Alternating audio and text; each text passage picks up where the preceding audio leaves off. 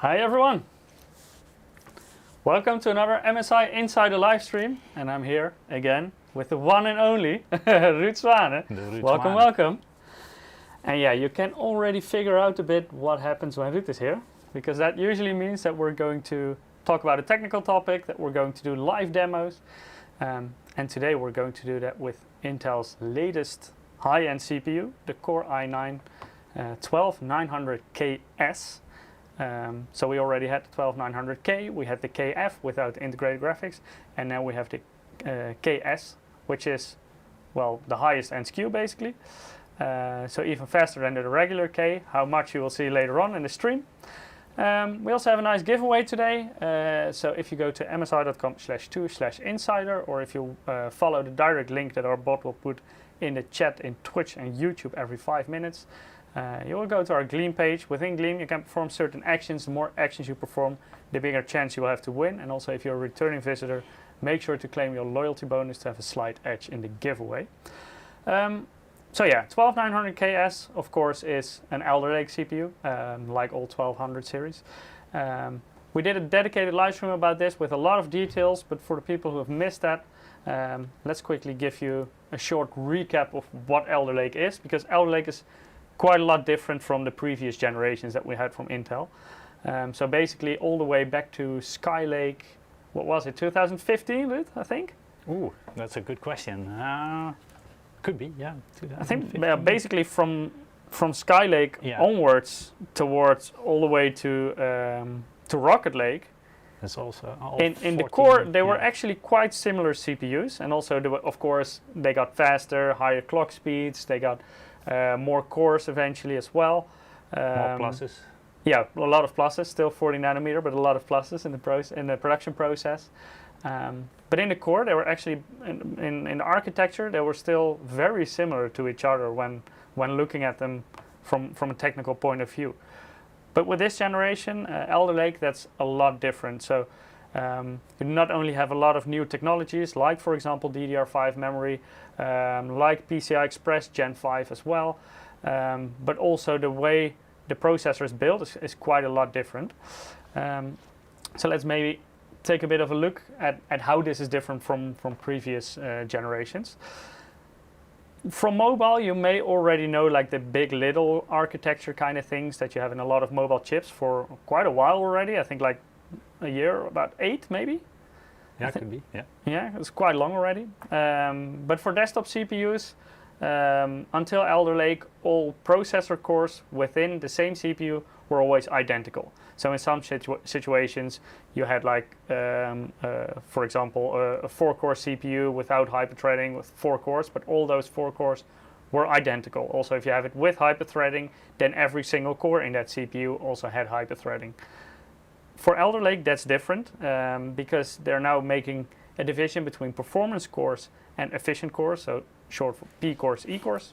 And the performance cores are of course faster, as the name already says, but they also have hyperthreading, whereas the E cores, the efficient cores, they're a bit slower, and they do not have hyperthreading. So they're really different cores within the same CPU. And let me quickly, this slide from Intel, a comparison between the previous generations. So 10th gen, Comet Lake S, 11th gen, Rocket Lake S, and 12th gen Alder Lake, so the current generation. And here you also see the difference between the P cores and the E cores. So basically, when you're comparing it to Comet Lake S, the E cores in terms of performance are actually very close to what an individual core in a Comet Lake S CPU does. Of course, in many of those CPUs they have hyperthreading, so there you will see a little bit of difference. The P cores, however, are about 28% faster compared to 10th generation, so 2 generations back. So yeah, that's quite a big difference, and especially in gaming you see quite a big difference here. But also the E cores help very much in multi-threading as well. That's why, for example, when you have a lower end Core i5 CPU, like the 12400 for example, still not very low end, but a very good gaming CPU, but that CPU does not have any E cores. whereas the 12600K does, the overclockable i5. And that one is a lot faster multi-threaded because apart from those 6 P cores, it also has 4 dedicated E cores.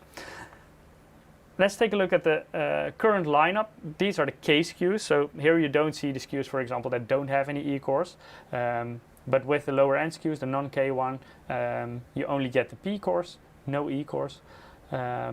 And this is the stack of K SKUs. So these are all overclockable processors. Of course, you do need a C-series chipset for this. If you want to overclock, you can run them on a B660, but then you lose the CPU overclocking functionality. And here you see an overview of all the K models that are currently on the market. On top you see the new 12900KS. So as you can see, it's still a 16-core processor with 8 of those P cores and 8 E cores. So from that perspective, it's identical to the 12900K and the 12900KF. Where this one differs is in clock speeds, turbo functionality. We'll tell you a little bit more about that later. And also TDP, and that's specifically the base clock TDP, which is now defined at 150 watt. The max turbo TDP is still 241, but as Ruudt will later show you, you can get quite far beyond this as well. Actually, you need a lot more. Yeah, if you want to get maximum performance out of this, then you do need more than 241 watts. So yeah, power consumption is a thing to consider here, and also cooling is a big factor. Up to 12900K, the max turbo power was pretty good, pretty in line with what the CPU was actually drawing in applications like Cinebench. So anything but the AVX power viruses. And yeah, the so KS basically like is different. True torture test. Yeah. The KS is a little different. Yeah. Yeah. If you have any questions, by the way, drop them in chat and we will try to answer as many. Also, when we're going through the demonstrations, if you're curious about something, you can always try to influence Ruudt a bit to show you some stuff live with this new CPU. So yeah, 12900K and 12900KS, in a lot of perspectives, they are very similar. So maybe let's zoom in on these a little bit. Ruudt, maybe you can explain a little bit on the factors where the KS really differs from the K. Yeah, the top part, so up to the level 3 cache is all the same because, the building blocks are the same. And the only thing different is, of course, the KS is a well-made one, and therefore can clock a little bit higher, is a little bit more efficient, and so with the same power it can clock and boost higher than the K can. So basically what Intel does is binning specific CPUs that are good enough to be qualified as the KS model. Yeah, and so they also set different maximum turbos. And so if you're single-threaded or dual-threaded workloads, then for the K it will be 5.2 gigahertz, and for the KS it will be 5.5 gigahertz. If everything is allowed, so that means if the temperature is within range and if the power budget is within range. However, power budget is not a big thing because C690, all high-end motherboards will have unlimited power by default, or at least a maximum turbo power as default. So. Yeah, and today we're running the MEG Z690 Unify board, so that's one of the higher end models. Yeah, this is the same one as last week. Yeah, we're actually using the same setup, exactly the same setup as last week. Same cooler, same memory, same graphics card, same SSD. Yeah, only the CPU was swapped for the KS. Yeah, exactly, yeah.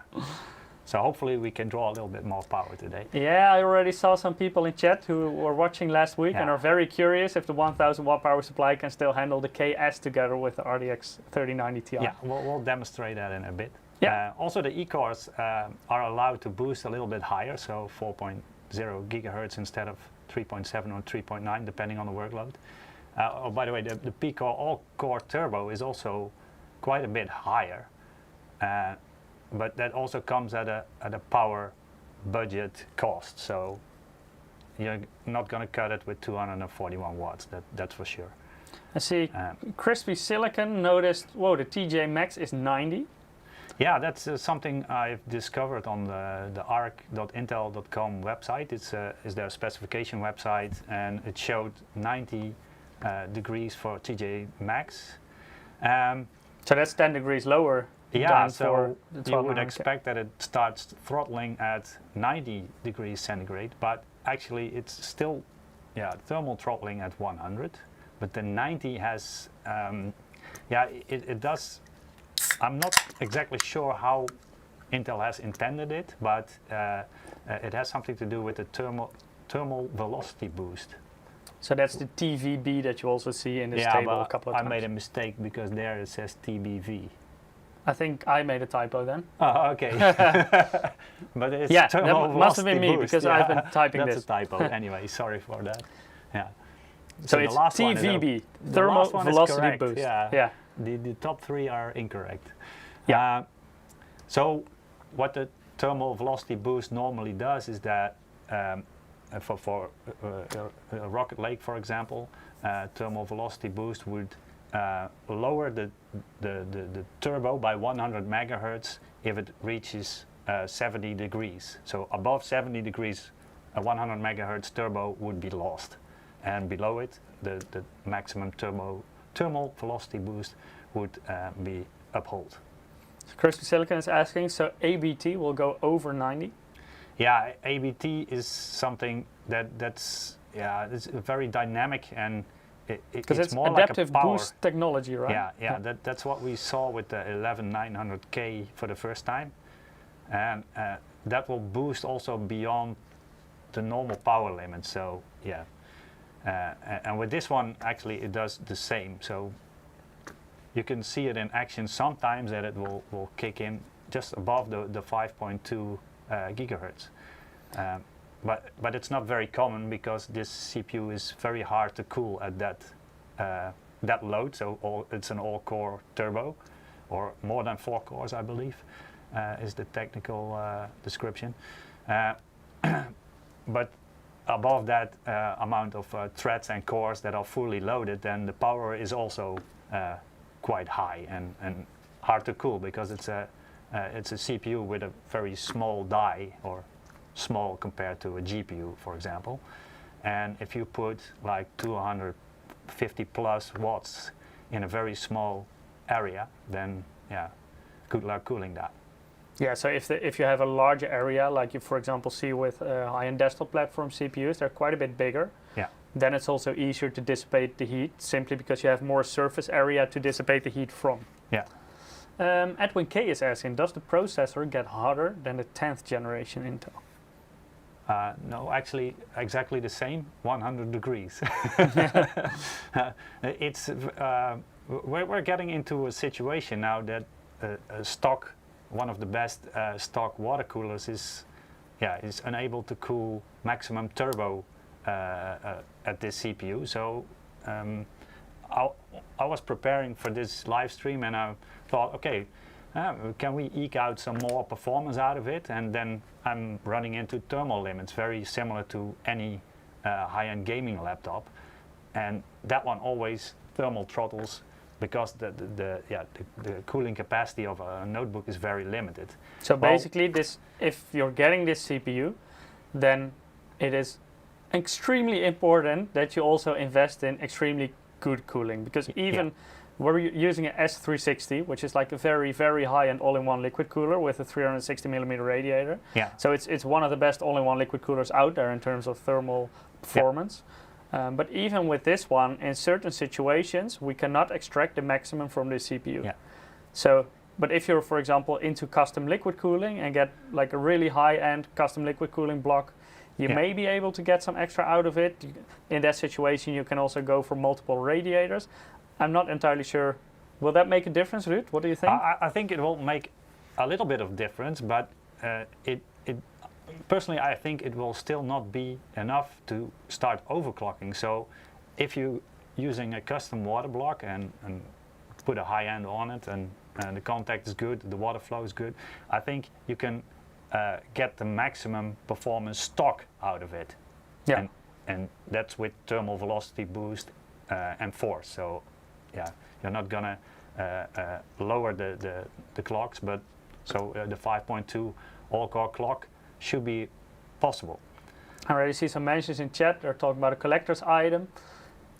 Yeah, I wouldn't go that far because it's still a very nice CPU, and I think it's a nice CPU for the people who are interested in tweaking their system. So this is more for the power users, for the enthusiasts, and not really if you just want to have a nice game PC. No. But personally, I think the 12900K isn't the best gaming CPU either, because you're going to spend too much on it. So personally, a 12700K would be it will not cost you a lot in terms of performance, for gaming, but for gaming indeed. Yeah. But in other areas, it will be quite a bit faster, of course, because you have more cores available. Yeah, and you don't need 24 threads for gaming. I mean, usually 6 to 8. Not at this point, at least. Maybe in the future, but for now. Yeah. So the 150 watt base power, personally, I think that's a non-spec, because nobody's going to use this CPU with a 150 watt limit, because if you do that, better buy an i5. Crispy Silicon is also asking about AVX 512. Does it even make sense to include it on a CPU like this? No. Personally, I don't think there's any real-life application that uses AVX 512 in a useful manner on a desktop PC. So there are some benchmarks, but but not I very think for likely. The tweakers, that's fine.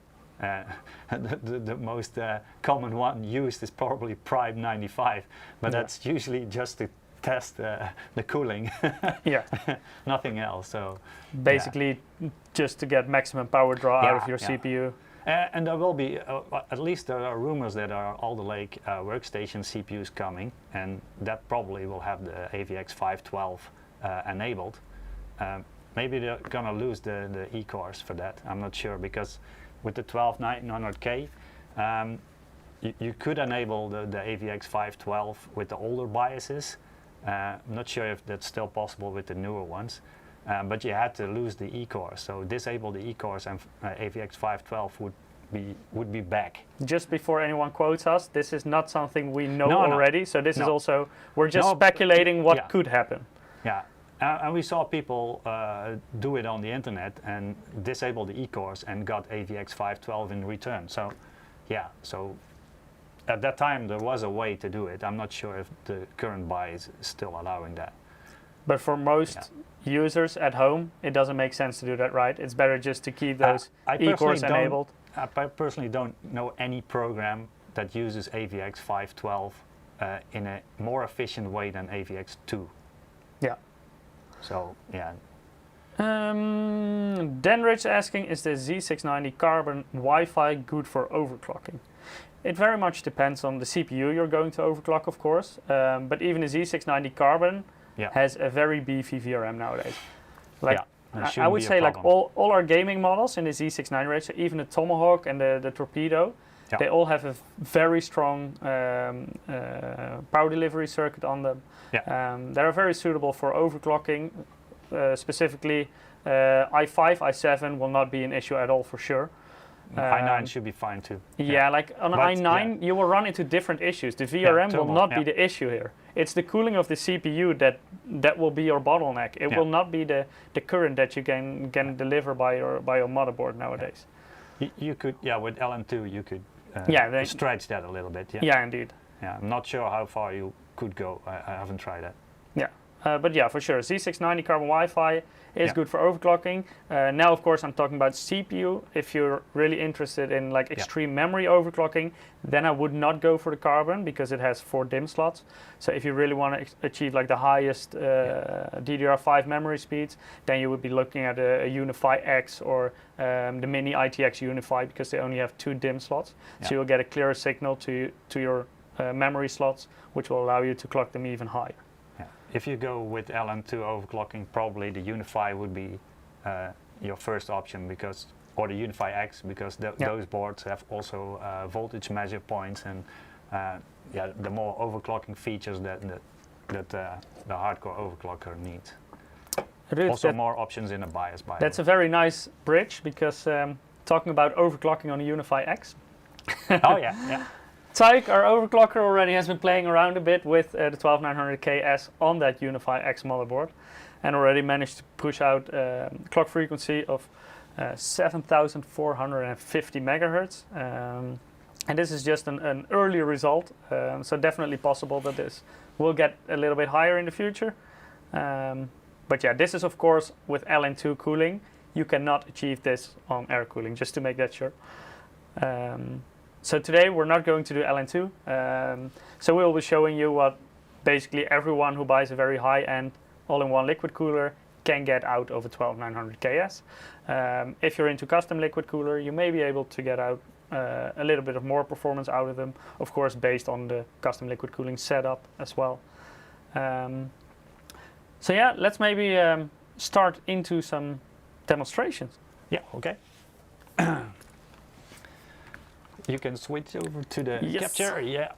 So I have one here. I'm running the Z690 Unify. And guys, if you're curious about stuff and see something on the desktop that you want to see in action, just ask Ruudt. Yeah, that's sure. First one, I show you the configuration. Normally I use the HWinfo64 for that. So it's a 12900KS and it's a Z690 Unify with a RTX 3090 Ti SUPRIM X and MPG 1000 watt. Yeah, the A1000G. So 1000 watt power supply. Trident Z 5600 C36 memories. So the G.skill ones also listed here. Yeah. Oh, sorry, did I? Yeah. Okay. So the same setup that we had last week, but now with the KS instead of the K. Even the same installation, so the same SSD basically. It's still called B660 for the reason that it was installed on a B660 for a live stream. So yeah. Yeah, it's just called, the installation is called B660, but it's definitely a Z690 motherboard. The user in Windows is called B660 because it was installed on B660 at that time. SD Rockman is very much interested in running Prime 95. Yeah, Prime 95. I'm sure Ruudt will show Prime 95. We'll do that later. We'll do that later because last week we had 930 watts or something with I think Prime that's the maximum we've seen. And Furmark, I think we can beat that today. So we're definitely gonna do that. So Ruudt is going to try to blow up the power supply. Yeah, I wasn't able yet, so maybe get lucky this time. So, but you're gonna try your best. Yeah, first I just want to show you the default behavior. Make sure if you're having a 12900KS to download the latest BIOS because that will update the turbo profile for the 12900KS. So that's something you need to take into account. And let's see what we can show with the Cinebench. Cinebench is a very commonly used benchmark for multi-core scaling and performance, and also for single core performance. As you can see in the HW info, most of the clocks are already showing 5.5 and 5.2, and that's exactly the all-core turbo and the single-thread maximum turbo. If we do a multi-core test, and this is a S360 water cooling core liquid with the fans on maximum speed because I want to maximize the performance. And if we start running Cinebench, you can see that the temperatures shoot up quite quickly to 100 degrees, and power is 340 watt package power. Just tell me when I need to put the air conditioning higher, okay? Yeah, it's already put on pretty chilly and on this end of the room. As you can see, the performance is dropping, but also the clock speeds are dropping, but also the power is dropping. So it starts at 340, and in the later part it was at 327, something like that. So it drops a little bit. Why? Because the package power is at a consistent 100 degrees Celsius. So that means we're thermally limited at this moment, which is, And then we're using a very big cooler. So this CPU, don't even try it with a smaller liquid cooler than a 360. Like, I wouldn't even consider it. Even if you, this is an open test bench and this room isn't very warm, it's if It's I would currently guess, set to 20 degrees, Yeah. but you're quite close to the air conditioning I itself. think it would, yeah, personal guess I would say is between 19 and 20. Yeah. Something like that. And I could have attached a sensor. Anyway, so this cooler is one of the better ones, water cooling systems in the world at the moment, or at least for retail. And if you put it in a case, then cooling capacity will decrease, and therefore your turbos will even be lower in workloads such as this. Still, performance is pretty good. It's 28,682. That's more than just pretty good. Yeah, that's also more than the K will do, because this is a more efficient K CPU. So therefore, it will boost longer at 5.0 or 5.1 than a K would do. Actually, the all-core turbo for the K is 4.9. So this KS will definitely be above that, even with a thermally restricted setup as this. Mr. Masterbox is saying, with current energy prices, Intel K SKUs suddenly have hidden costs. Yeah, it's at a certain point you always get diminishing returns. So the higher end you go, the less efficient you get, because you're really pushing the maximum of this architecture as well.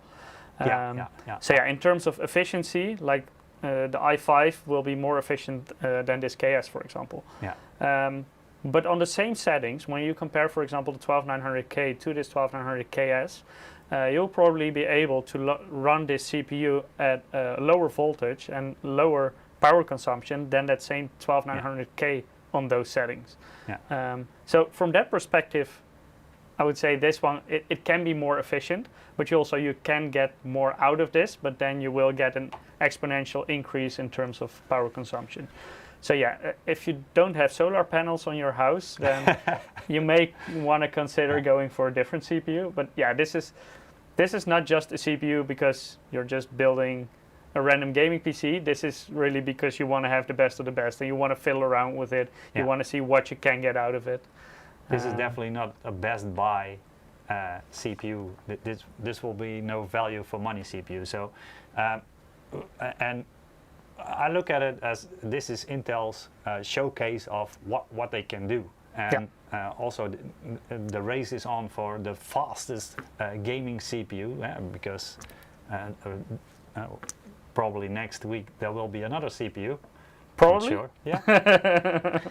That will claim the same title. So, well, we're gonna see how that plays out. So I think that's an interesting. So the battle is topic. on. Yeah, I do think it's newsworthy, and it's nice to see two companies trying, to get the better of each other. That battle I like, but it's definitely running into limits at this moment, and for Intel, that's definitely the efficiency or thermal limit.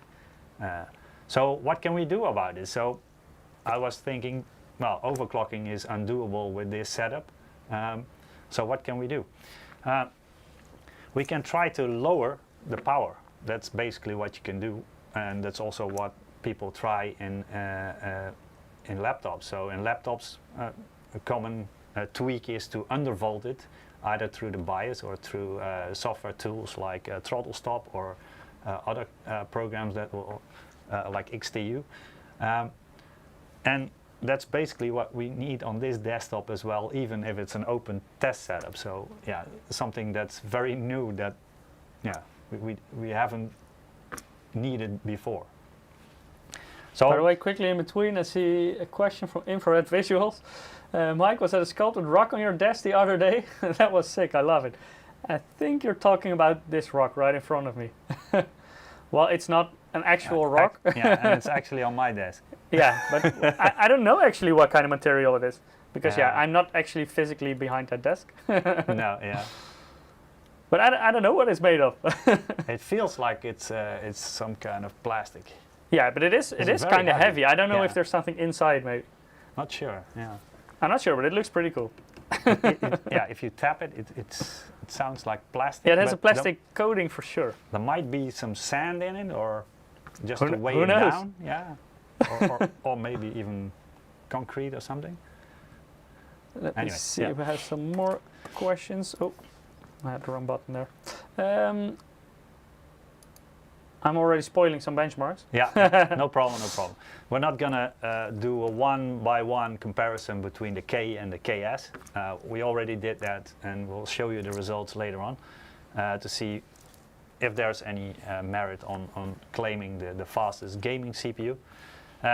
Definitely for workloads like rendering, like the Cinebench and also Blender or other CPU rendering tasks, this CPU is very capable, but also very power hungry and thermally limited in this kind of setup. I already see a question that ties into this. What kind of PSU is recommended?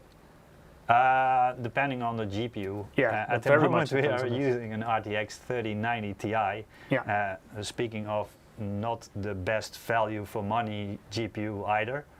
But So- this is not a value for money type No. of system that we're running today. This Yeah. is really basically the maximum that you can go right now in terms of the ultimate gaming system that Yeah.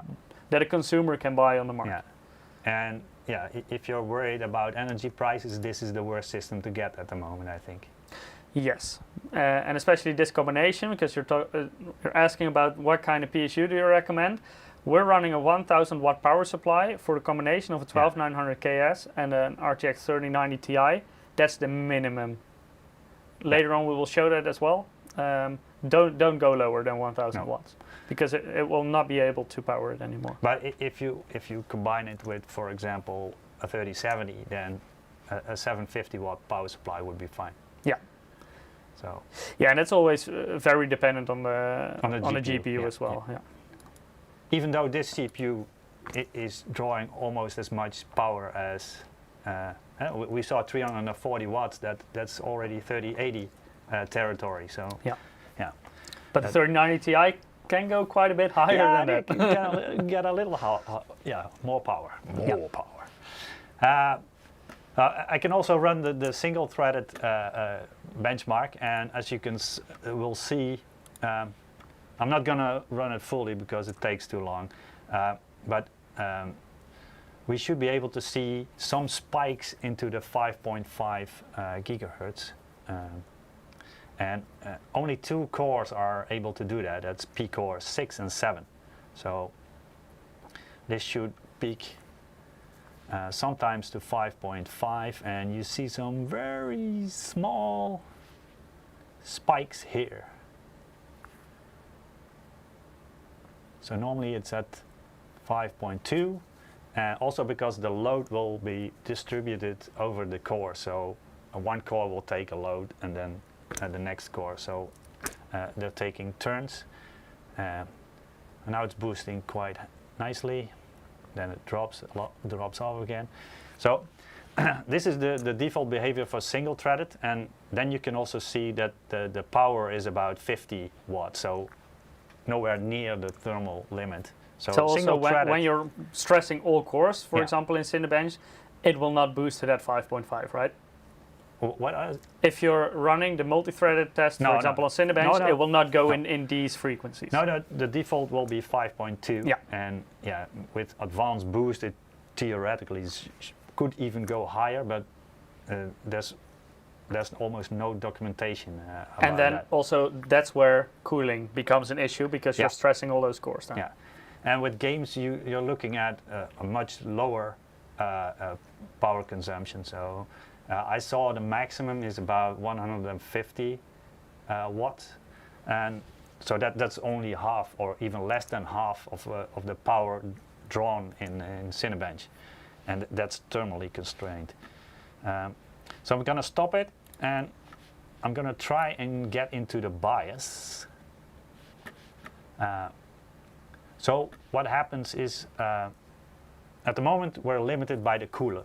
So this cooler cannot keep this CPU under 100 degrees. So It's quite interesting, huh? Then you have a high-end 360 millimeter all-in-one liquid cooler, Yeah. and that becomes the bottleneck. so I'm going to show you what the step would be to make more use of this platform or this configuration as a whole, and see if we can eke out a little bit more performance and get a little bit more efficient, or draw less power and more performance. That's basically what we were looking for. So I'm gonna try and boot into the BIOS, and I need to unplug the display port, otherwise you will not be able to see it. Otherwise you cannot see the BIOS setup. Then it will only be visible on Ruud's screen instead of so this screen is not working at the moment, so I'm looking at the capture.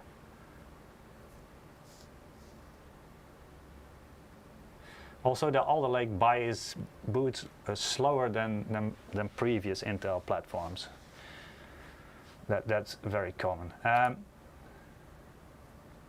Okay. That's also something you, for example, see on high-end desktop platform, because those platforms have more features. They also have more to start up.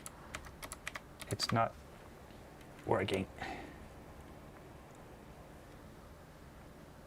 Or it's... Are we frozen? Or is it because the keyboard is plugged into the monitor? That is very well possible. Yeah, is it? Hang on. Could be. Hang on. Because But I think the USB monitor goes in standby now because you unplugged it. Is that? Yeah. So it could switch off the USB hub. Oh, I'm not sure which one is keyboard and which one is mouse. No, I'm gonna use both of them.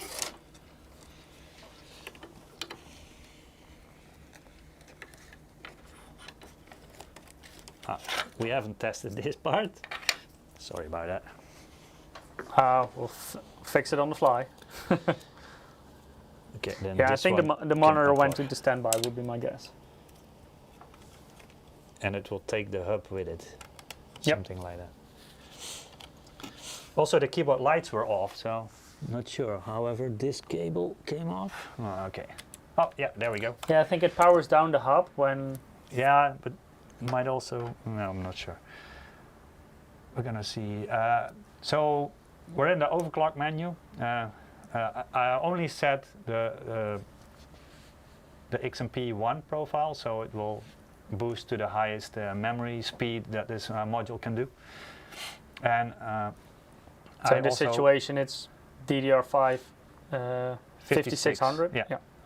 With CL36. And what else I did is I've connected the radiator fans to the CPU fan header on the motherboard, so I've set that to 100%. Let me see. So how to lower the power? Yeah, basically you need to lower the voltage, and it's a bit of trial and error. So I already did the error part. And if you go lower than 160 millivolts, or 170, still sometimes okay. 180 was also still sometimes okay, but not consistently. And the maximum I saw booting was 200 millivolts, but that was not stable at all. And this can be different for different CPUs as well. Yeah. I heard a colleague in Taiwan, and he tested with 150. That was his maximum. So in that range is probably something you will see what is possible. So probably between 100 and 200 millivolts is probably the range that is with different CPUs. There's another topic you need to address, and that's thermal velocity boost. At the moment, if I just run with 160 millivolts offset, so it will just take the standard voltage and drop it by 160 millivolts, then it will probably be between 91 and 94 degrees Celsius when I run Cinebench. So that's still above the 90 degrees Celsius. That is the TJ max, and therefore it will lose its thermal velocity boost. And that's what we want to prevent. So there are two TVB ratio clipping settings.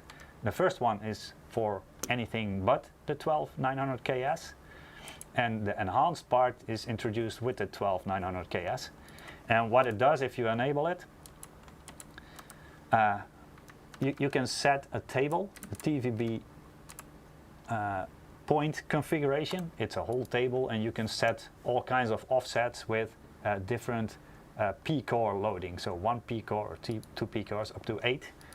But that's not what we want. We don't want to have a configured thermal velocity boost. We want to have maximum thermal velocity boost. And so instead of enabling it, we disable it. So the clipping will be disabled, meaning it will just boost as if there is no thermal limit. So that's basically it, and we're going to press F10, save and exit. So that's what we do. Let's see if we can drop the power and increase the performance. In the meanwhile, let's pick our first winner for the giveaway. So if you haven't participated yet, go to msi.com/2/insider, or if you're watching on Twitch or YouTube, you can also follow the direct link that our bot will put in the chat once every 5 minutes. And our first winner for today, Ruudt, the honor is yours. Is Glacial Hell. Yeah, I think, yeah, Glacial Hell. Congratulations. Glacial. There's an extra L between it. Yeah, okay. You won our first game code for Rainbow Six Extraction. Congratulations. Keep an eye on your mailbox, then in the coming days we will email you the game code with some instructions on how to redeem it. So back to you, Ruudt. Okay, so we're back, and we're just going to start HW info so we can monitor the power, the clocks, and also the temperature. Then we start Cinebench 23 and press the multi-core test and see if we can keep it around that 5.2 range. As you can see, the package temperature is climbing to 85. So in my room it was definitely more warmer than here because I saw 91, 94. So, but also the package power, before we drew between 340 to 327 watts, and now it's up to 303 watts. So we dropped around 37 watts. We kept the CPU within 85 degrees, and we got a small boost of performance. So less power, more performance, less win-win. heat. Win-win. So that's something that's possible, but it depends on your configuration, your cooling, and of course the CPU you bought. Because I think most mini ITX enthusiasts are already familiar with undervolting, because that's also a very common practice in order to get it in a very small package. With undervolting, you basically make your system more efficient, and that way you can both get more performance and lower power consumption out of it. Yeah, but the same goes for overclocking, also goes for undervolting. It's trial and error, and if your system becomes unstable, the first thing you need to do is remove the undervolt and test again. Yeah. So and always go step by step, and at a certain point the system will crash. Yeah. Then you went too far and you have to go back. Exactly. Yeah. Yeah. And it doesn't mean that it will always crash in the heavy load situations, because sometimes the switch between high load and low load will crash it also, or even the sleep modes. So this is a very short tweak what you can do, and this is pretty much what is possible. But so depending on your cooling, there's room for improvement or not. So Silence is saying on YouTube chat, with an undervolt I've gotten my 12900KS to 253 watts at 5.2 gigahertz all cores. We can try to add another 100 megahertz and see what it does. But before it didn't went well. Either you need more power, and if you add more power, then the thermal limit will kick in again. So that's a bit of a problem. So I think this is the most efficient I can get with this CPU and this cooler.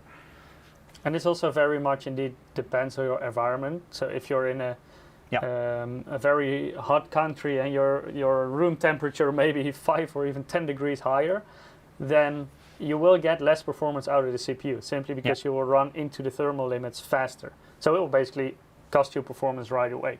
Yeah. So yeah, usually you would say that everything is compatible with every country, but right now in certain countries you definitely need air conditioning in order to get proper performance, to get more performance out of this. Yeah.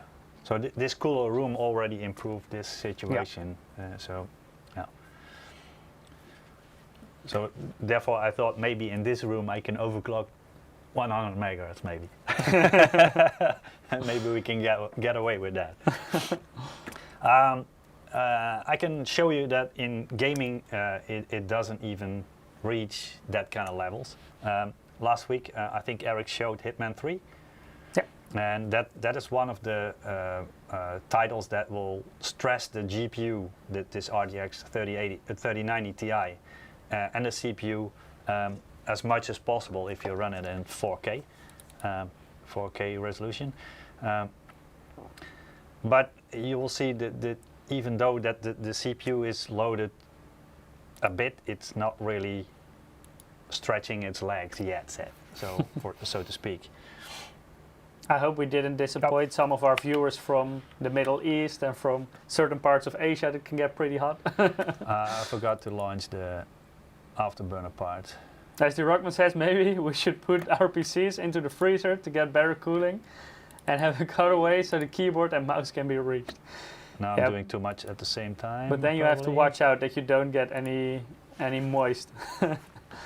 You don't want stuff to get wet. Yeah, I ruined the benchmark, but yeah, I'm gonna run it again.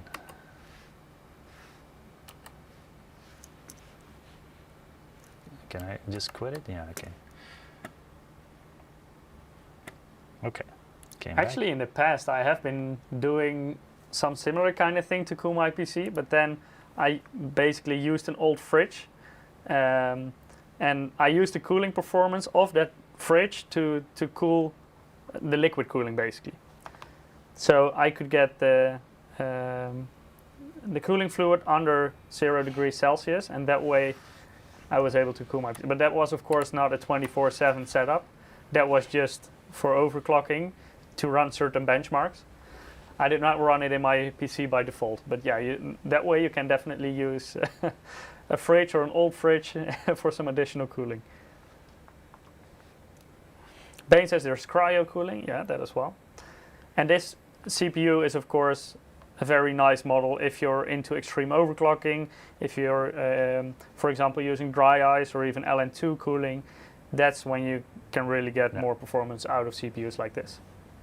So now it's above here, it will say about 60 watts, and this will be more like 80 watts if you don't apply the 160 millivolts offset, so dropping it a little bit.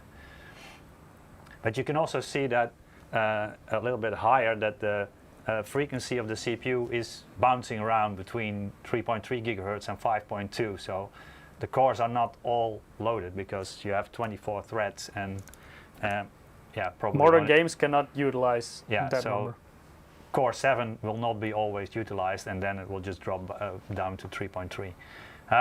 On the above scale, you can see that the GPU is stressed quite a bit, so it's 470 watts, so almost a maximum of 480 watts of the power limit of the GPU.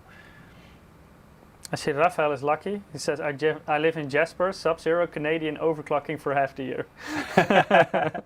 Yeah. Now just drop your radiator out of the window, and then, yeah. And make sure to adjust your BIOS settings in summer. Gigaram just built a 700-pound custom liquid cooling. I think that way you may be able to get some more out of this CPU. Yeah, if you have a custom water cooling, then probably you'll, you don't need to apply the undervolting that much. Yeah, and considering it's a 700-pound one, I'm guessing you're using big or even multiple radiators in that custom loop. So yeah, that way indeed it will give you extra performance for a CPU like this. Yeah, I can run it again. Also during gaming, you can see the power consumption. Let me run it again. Where is it?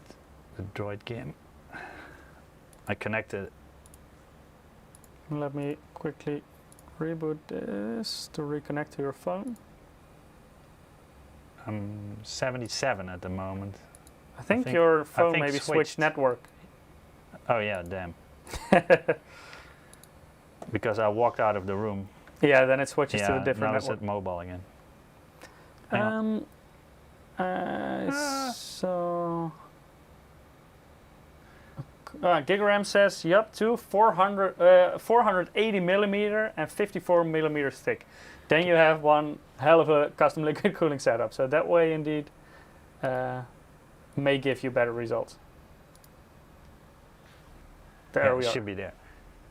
So now we're at 630 watts and while running. Yeah, and that's with the undervolt. So I saw more like 660, 670 without the undervolt.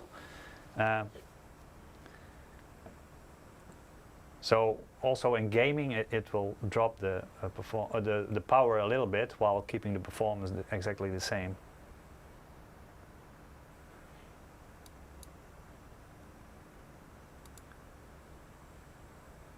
We can do this with the defaults as well, and then see what the power will do.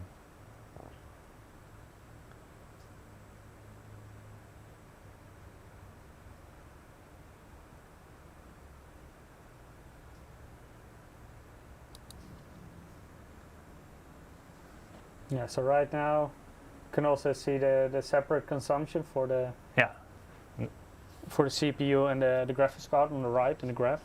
Yeah. So the CPU is not even nearly yeah. stressed to its maximum right now.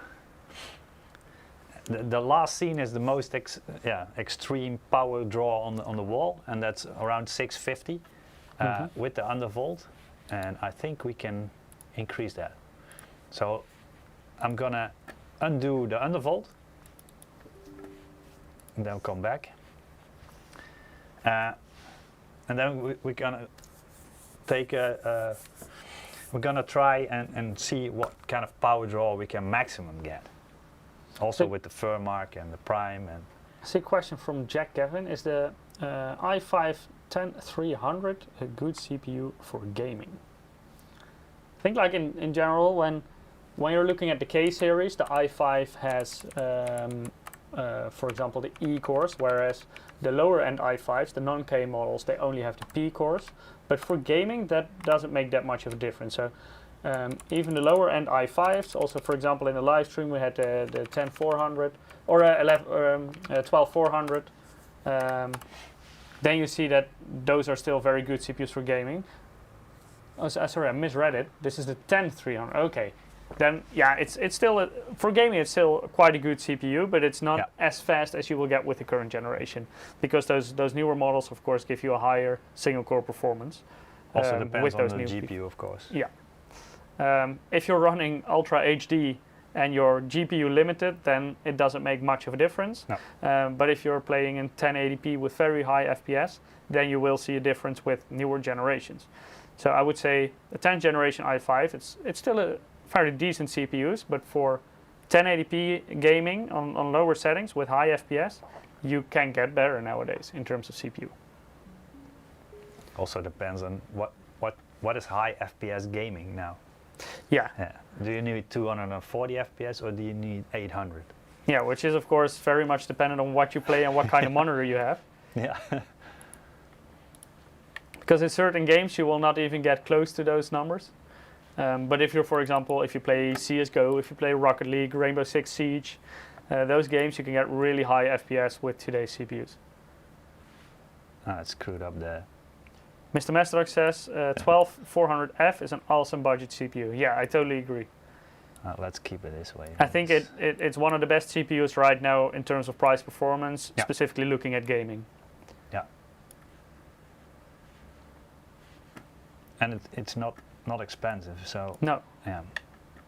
That's something that AMD is trying to address now, because their 5600X used to be one of the best in that segment, but at the moment it's too expensive, so that's why they introduced new SKUs.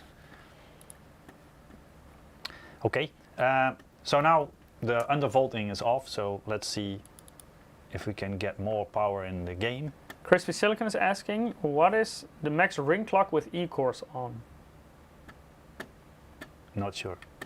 I haven't played with the ring clock at all. I was so thermally constrained. The only reason to look for performance was to undervolt. Yeah. So yeah. Because that's where the bottleneck is. Yeah, And exactly. the power So, consumption and the heat that comes because of it. If I could cool more, then the boost would also could get higher and even overclock a little bit. But Later is asking what by default, I mean, what the default ring clock is. oh right, I think we can see that here. The ring clock looks like it's also. I have no clue what it's supposed to do. Stress it a little bit or a lot. See what it does. So default looks like 3.6 gigahertz. Yeah.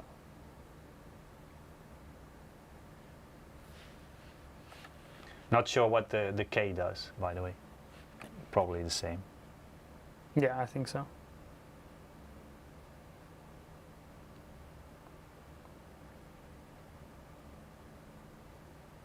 It did boost to 4.7 one time, or at least one time. Not sure, no.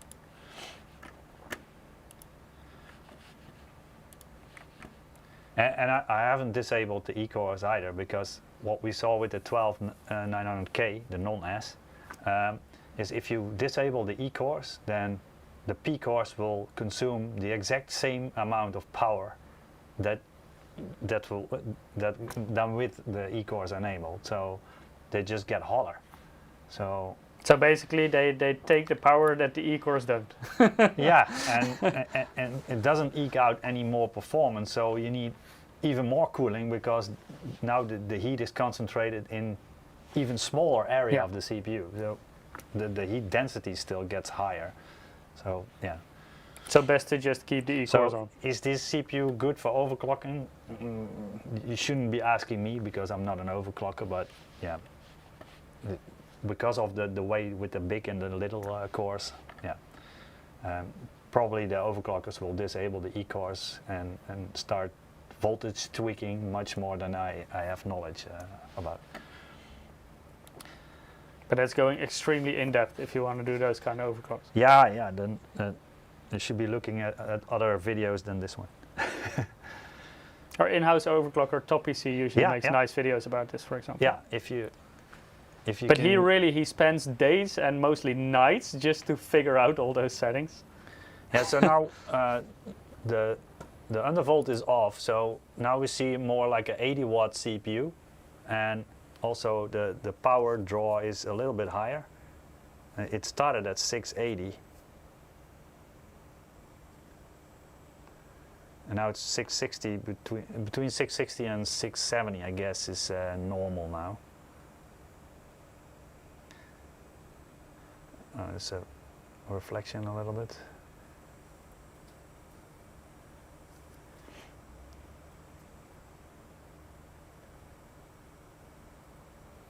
So this is mostly, of course, the GPU while running the benchmark. Especially the CPU part is like 80, 90 watts, something like that.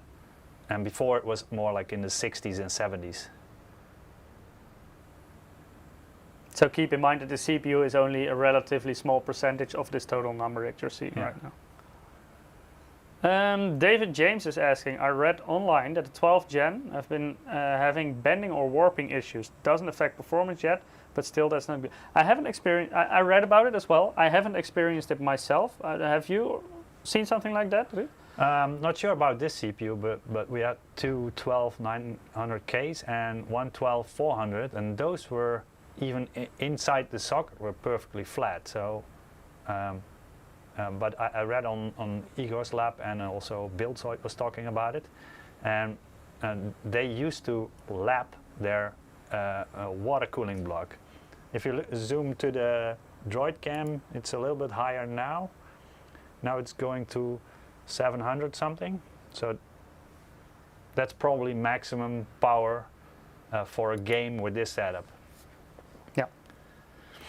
But that's quite a lot. That's like a gaming workload, and we're heading over 700 watts. I think a lot of our viewers don't even have 700 watt if they torture test their complete PC with FurMark and Prime 95 simultaneously.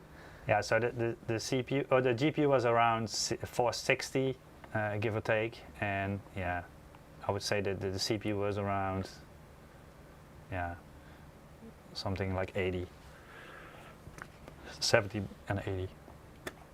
But of course, we can do more power, right? For sure. I think Mr. Masterlock says enough power to heat up food in a microwave.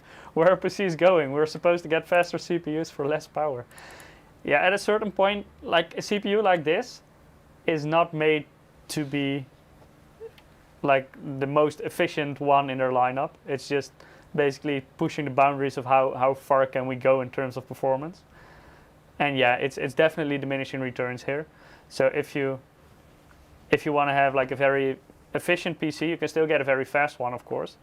And I think in terms of efficiency, Intel, when comparing Alder Lake to Rocket Lake, Alder Lake's quite a bit more efficient. So if you, for example, compare the 12900 or a 12400 F to the 11400F, the 12900 or the 12400F will be giving you better performance per watt. So in terms of efficiency, there are definitely improvements. But yeah, the KS is not a product that basically looks at power draw that much. No. I think 12700 is still okay. Yeah. And 12900K is pushing it, and the KS is even more pushing it. So I'm gonna start FurMark first. And that should just fire up the GPU, right? Yep. It looks like having some hiccups. There we go. That's more realistic. So that's only the GPU. Now I'm gonna add the CPU, the Prime 95 to it. And then it should shoot up a little bit. It's going down. That's Lower power consumption when firing up more stress tests? Something's not... Tell me your secrets. Not sure why this is happening, but maybe FurMark and... There we're going. Oh, here we go. Looks like my afterburner is messing up with the FurMark or something. But I'm not sure. I've missed the peak probably, but did we saw 1000 or? I think I switched too late. I think I was on the other screen. So at the moment we're at 340 watts. We can fire it up again to see if we can still get it over the 1000 watts. Yeah. CPU is at 340 something and GPU at 480. So that's a massive amount of power. That's ridiculous. So let the CPU cool a bit. Now only the GPU is drawing the power. I'm trying to do it with my left hand, so not that accurate with that. Sometimes it gets some hiccups. I think that's because of the... Okay, now I'm going to start Prime again. So I saw 1032. Yeah, I think that's the highest I've seen so far. Before it settled, of course, because CPU is at 350 now. So. And the reason why the system doesn't shut down, even though we're using a 1000 watt power supply, is because the 1000 watt is the continuous power that it can deliver. So in terms of peaks, it can go a little bit beyond. And it's because the 1000 is on the wall side, on the AC side, not on the DC side. Indeed. And you always have a little bit of efficiency loss. And yeah, this power supply is rated for 1000 watts on the DC side, so probably 1100 is also still fine on the wall side. Yeah, because you will of course lose some efficiency, especially when you're stressing it at 100%. Yeah. Like a power supply, approximately at half load, it's most efficient. So around 50% load, so a 1000 watt power supply will be most efficient around 500 watts of consumption of your system. So it started at 350 watts at the CPU, and now it's already dropping to 337 because the temperature of the CPU is 100 degrees Celsius. So yeah, and now it needs the thermal throttle to keep it safe. But of course, this is a very extreme power virus load. Like the power virus for CPU is Prime 95, and for the GPU is Firmark. DeadBC77 says not Prime 95. Well, that was Prime 95 for sure. Yeah. Together with Firmark. Together, yeah. Yeah. And I saw that the Prime 95, if you keep it by default, the default settings, then AVX2 is enabled.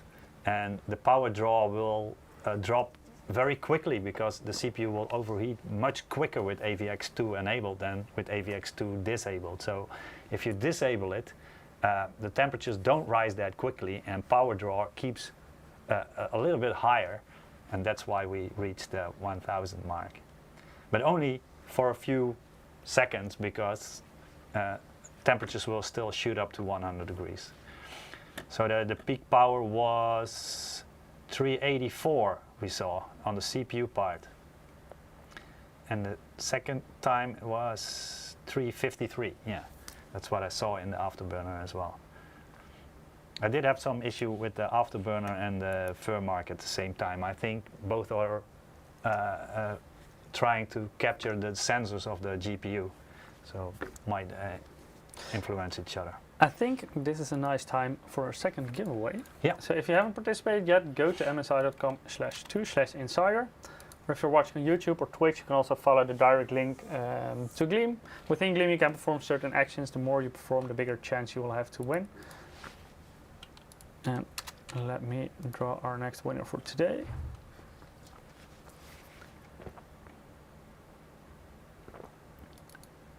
Ruudt, all yours. It's a difficult one.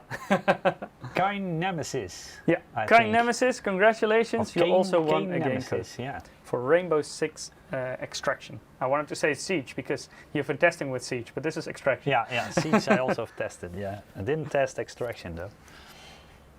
Congratulations. So please keep an eye out on your mailbox, and we will email you the game code in the coming days with some instructions on how to redeem it.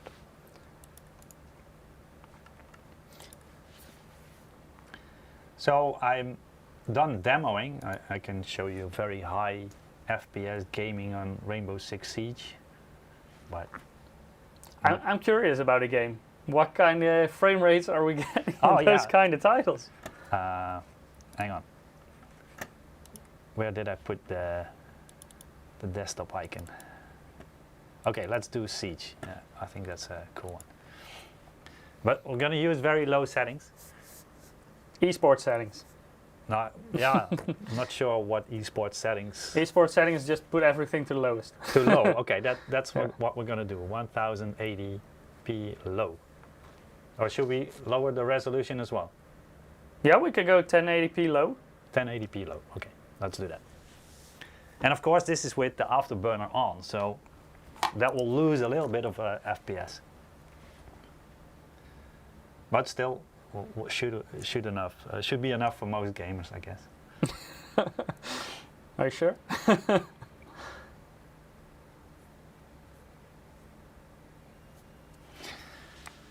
Okay, because we have a little bit lower resolution, we zoom this. Is this too much? Yeah, that's too much. Okay. Yeah, this is quite okay. I cannot move it up, or I think it's fine. Yeah, this works. I'm looking in a mirror, so let's do it like that. Art Panda's asking, so for gaming and streaming, for gaming and streaming, chat or MSI team, which will be the better, the K or the KS model, or a different one? GPU, I'm looking at 3090 or 3080 Ti if I can get it. It depends a bit on how you're going to stream. If your encoding happens on your GPU, then it doesn't make a difference because you're not putting that streaming workload as much on your CPU. If you're encoding on your CPU, however, then it can definitely make a difference. And from the tests I've seen, indeed, usually when you have a CPU with this many cores and is that fast, you will still get extremely high gaming performance. Whereas when you have lower end models, it will take away more resources from your CPU because you're streaming as well. So it will hurt your gaming performance more. So yeah, the 12900KS is the best performer there. 12900K is still extremely fast. So it will only be a slight difference. Of course, depends a bit on the game as well. But if you're, for example, running a dedicated streaming PC, then it doesn't make any difference at all. But if you're looking at a 3090 or 3080 Ti, I would personally go for NVENC for the encoding. Yeah. And if you're doing that a bit based on your resolution, like an i5 or i7 would already be plenty to game and stream on simultaneously. Yeah. So like a 12600K, 12700K are already very good CPUs for that. Yeah. He or she already updated and said encoding on GPU. Yeah, encoding. Then then i5 CPU or i7 is not a bottleneck. No. Yeah. Yeah. Okay, so these are the settings. So 1080p, and the graphics settings. Let's set them to low. We need a whopping 971 megabytes out of the 24 gigs of memory we have on this card. And let's run it. Rampage is asking, what kind of monitor are you using? Good question. I have no clue. An MSI one. Yeah. It says MSI on I'm the not bottom, sure either. left. It's the one Jad dropped on the desk. Yeah. Looks like I think it's one of the new Quantum Dot models. And it's a QHD. So we're running at 900 FPS at the moment. Maybe we should lower the resolution even more and see if we can hit 1000 FPS. Like 720p gaming.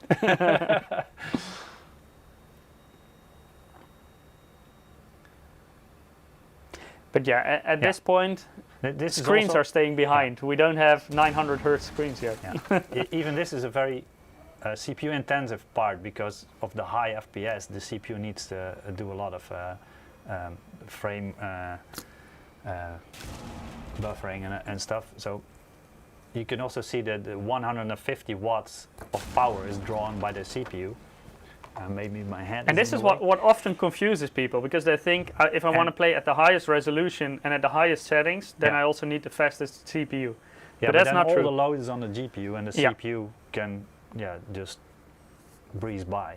Yeah, indeed. Because the higher FPS, the more load you put on your CPU. So basically, the lower the settings you use and the lower the resolution, the more load you will get to your CPU. So the bigger difference your CPU will make. Yeah. For high resolutions and high settings, then the GPU is the one that makes the difference. So if you're going to play Ultra HD on ultra settings, you will not see any difference between an i5 or an i9. Because the GPU will be the bottleneck then. Yeah, and with this setting, it will enlarge the differences between the CPU. That's why we did it.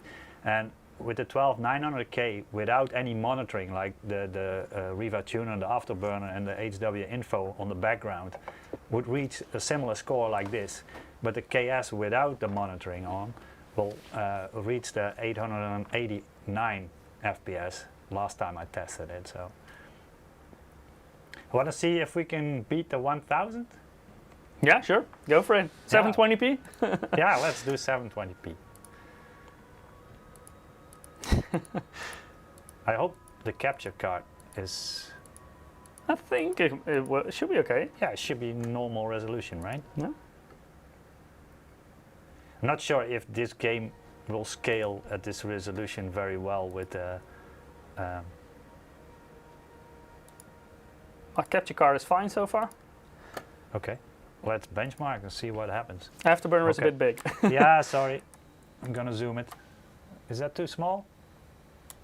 One? Yeah, one. More? Oh, yeah, no, that's already, it needs to be smaller, I think. Otherwise Okay, let's do it like this. Yeah. No, it doesn't scale that well, I guess. It's So at this point, it still in the basically doesn't make 900s, it. yeah. Yeah, I saw briefly over 1,000 FPS. Yeah, but So this becomes so light basically that yeah. it doesn't make a difference anymore. Also, CPU power is not increasing, so that means that it probably won't scale further. So scores will be very similar. So we hit the ceiling basically already. Yeah. For this game, yes. Yeah. We also tested some other games like CS:GO and Shadow of the Tomb Raider, Far Cry 6, and Watch Dogs Legion. But we didn't see that large of differences between the K and the KS. Let's maybe take a look at those. Yeah. Because you made some nice graphs out of this, some tables. This is, for example, the CS:GO test. So this is 1080p, high settings. And as you can see, the frame rates were already insanely high on the 12900K. Yeah. So the average frame rate is 741. With the KS, it's even slightly higher, 783. And it differs a bit per title, like what the current difference between Intel and AMD is. You see certain titles, they're a lot closer. In certain titles, AMD is even slightly faster. But yeah, right now, I would say the 12900KS, at least for this week, is still the fastest gaming CPU. But as you may already know, next week AMD is launching their 5800 X3D CPU. So make sure to tune in again next week, because we will also have Martijn from AMD to join us in the live stream to talk about this new CPU. We got some nice new B550 Max motherboards also to go with it. But yeah, for gaming right now, this is basically as fast as you can get. When looking at Rainbow Six Siege, the one we just ran. This is the ultra setting. Yeah, and you already see that the difference is not that big, because you're already so close to that ceiling when running this on 1080p. So yeah, the difference between even ultra and low is not that big anymore. And here you see that this one is very well on AMD. Yeah, this would beat Rocket Lake all the time. Yeah. Yeah, AMD was very good at this one. And this, of course, very much differs per game, per engine, etc. Yeah.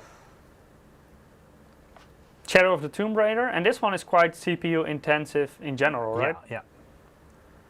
This one saw one of the highest CPU power draw as well. Very similar to the Rainbow Six we saw with the low settings, but this is the highest setting on 1080p. So you're running around 237 FPS. So yeah.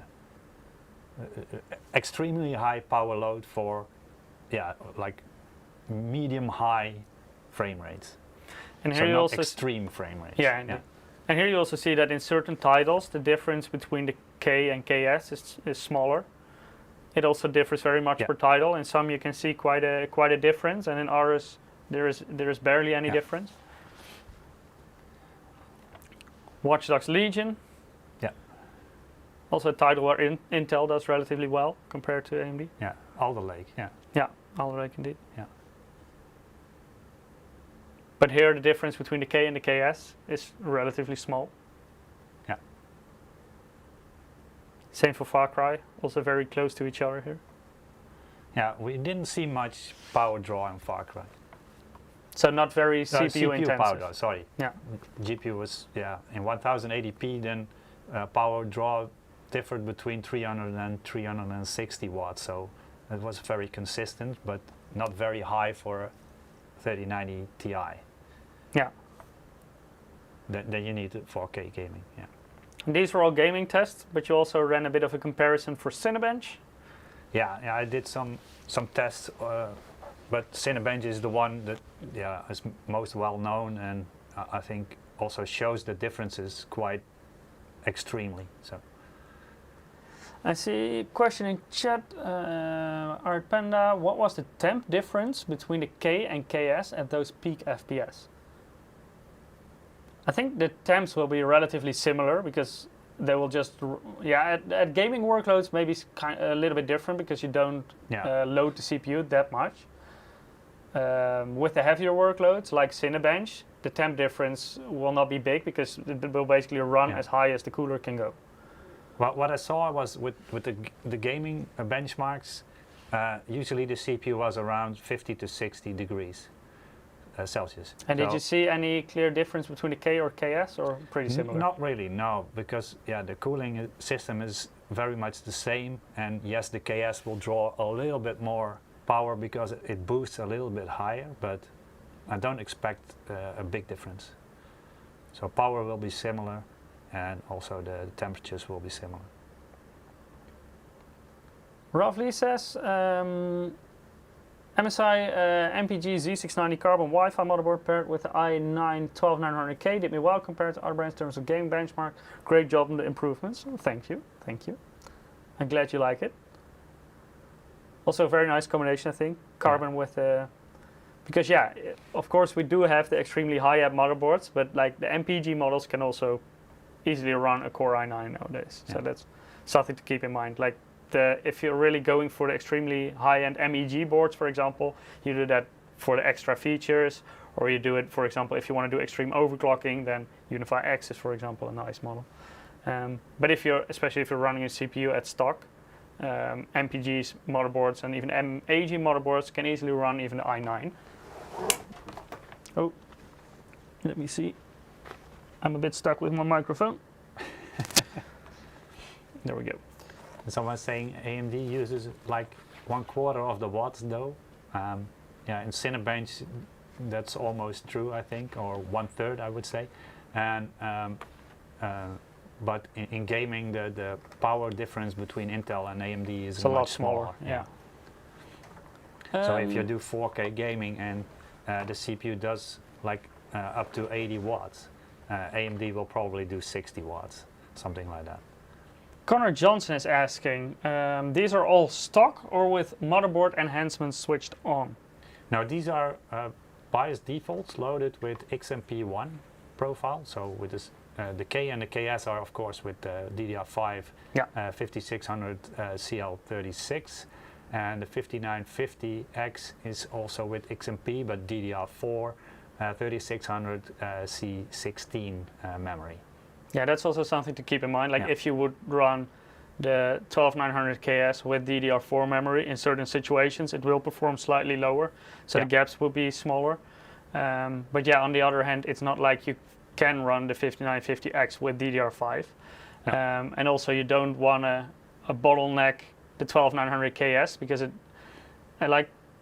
for the lower end ones, it makes more sense to combine it with DDR4, of course, because you want to have a more cost-effective system.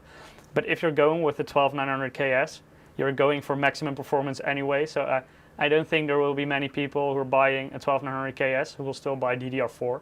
It's just not a logical combination. Yeah. FatDogs8 is asking 5800X3D next week. For sure, with Martijn from AMD as well, to talk about this new CPU. And actually not only the 5800X3D, because we'll also talk about some other new AMD CPUs.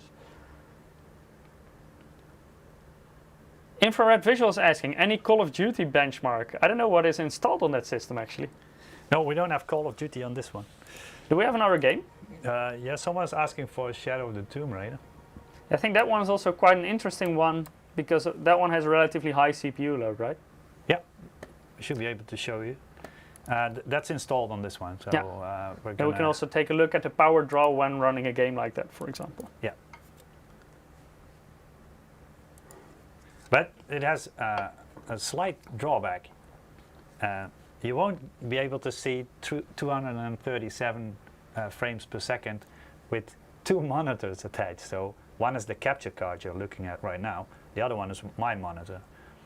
So I'm not sure, but you can pull out your monitor and yeah, that's what I was going to try, but then I have to look over there. Okay, still running, right? You got your glasses on, so that's good. Yeah, I need to zoom in. I need to zoom in the overlay. Yeah, okay, that's better. Yeah.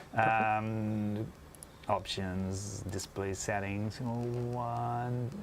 1080p, yeah.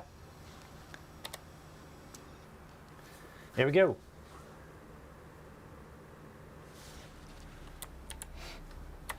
Better? Yeah. Yeah, better. So it's already drawing 100 watts.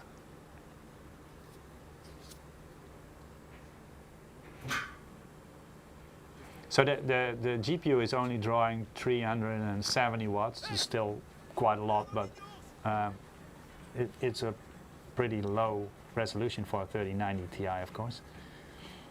And the CPU, I'm not sure, can you read that? It's 140? Yeah, 143, 148, 150. Yeah. So even though this is like in the 200 range, it's instead of increasing the a 800 bit. range FPS in Rainbow Six Siege, it's still drawing quite a lot of power on the CPU side. Oh, sorry. Let's take a look at the... Oh, we need to go to the next scene, I think. Yeah, it just switches scenes. There we go. So it's about 630. Connor says only 370 watts. And this is 1080p gaming. Eh? This is not the 4K we did in Hitman. Eh? So this is about 100 watts below the power target of the 3090 Ti.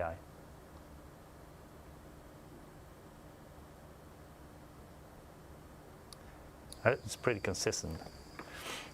Yeah, so right now power consumption of the CPU is a little bit lower than in the previous scene. Then we were seeing like 164 at a certain point. Now we're slightly below 130. You also see the CPU core is back to 5.2 gigahertz, right? So that means that the CPU is doing something. Khalid Vainic says on Twitch 200 FPS. Well, now we're even over 300 FPS. Yeah. But yeah, of course, this is 1080p. Yeah, this scene is lighter than. There's also a scene where there's a village, and that's more intensive. So the frame rates will drop a little bit below 200 probably. Maybe later on we can also max this game out to see what kind of difference it makes. Yeah. So now it's dropping to 200. Yeah. Yeah.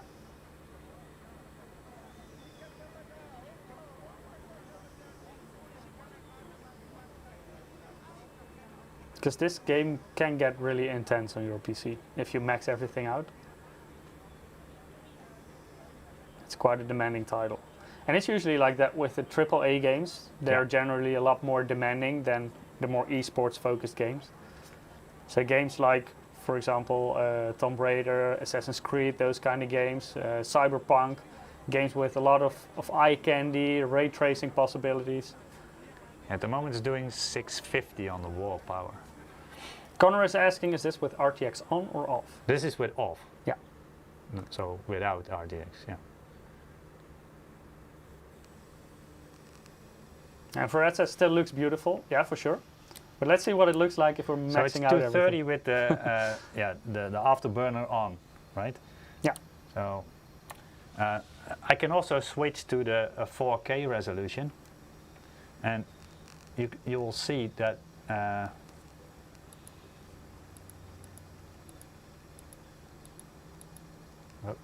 Went too far.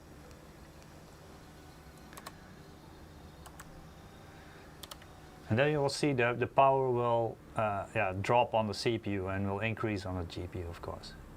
So then the CPU doesn't matter that much on the performance part. Of course, the frames will, FPS will also drop. Yeah, now we see the power draw indeed over 440 watts for the GPU.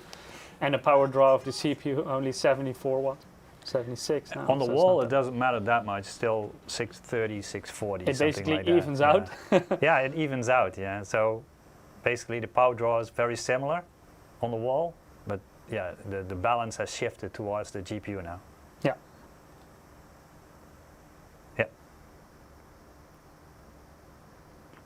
And this, of course, also very much depends per game. Like in certain titles, you will have a certain overhead on one of the components, and that way they can go even higher if you're switching certain settings.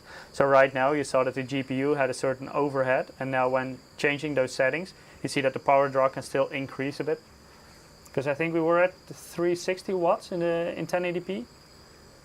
Yeah, something like that. Yeah. Yeah. And the CPU has dropped from 130, 40, 50 to 70 something. Disco Ninja is asking, will RTX on drop the power draw on the GPU? No, it will increase on the GPU and will increase. decrease on the CPU. Yeah, because of the lower Yeah, FPS, it will will decrease on drop, the CPU indeed. But I'm not sure, this title isn't very well optimized for RTX. So I don't know what it will do for power draw. What You actually see that the power draw of the CPU is highest in the loading screens in between. Yeah. Then it goes over 100 watts, and then during the the test it drops again.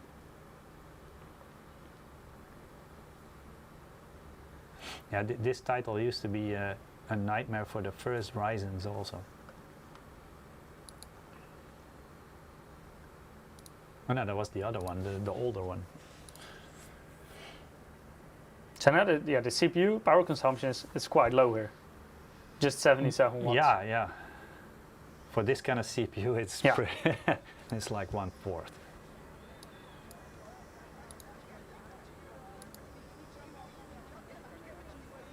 Hello, Andreas. Welcome to the stream.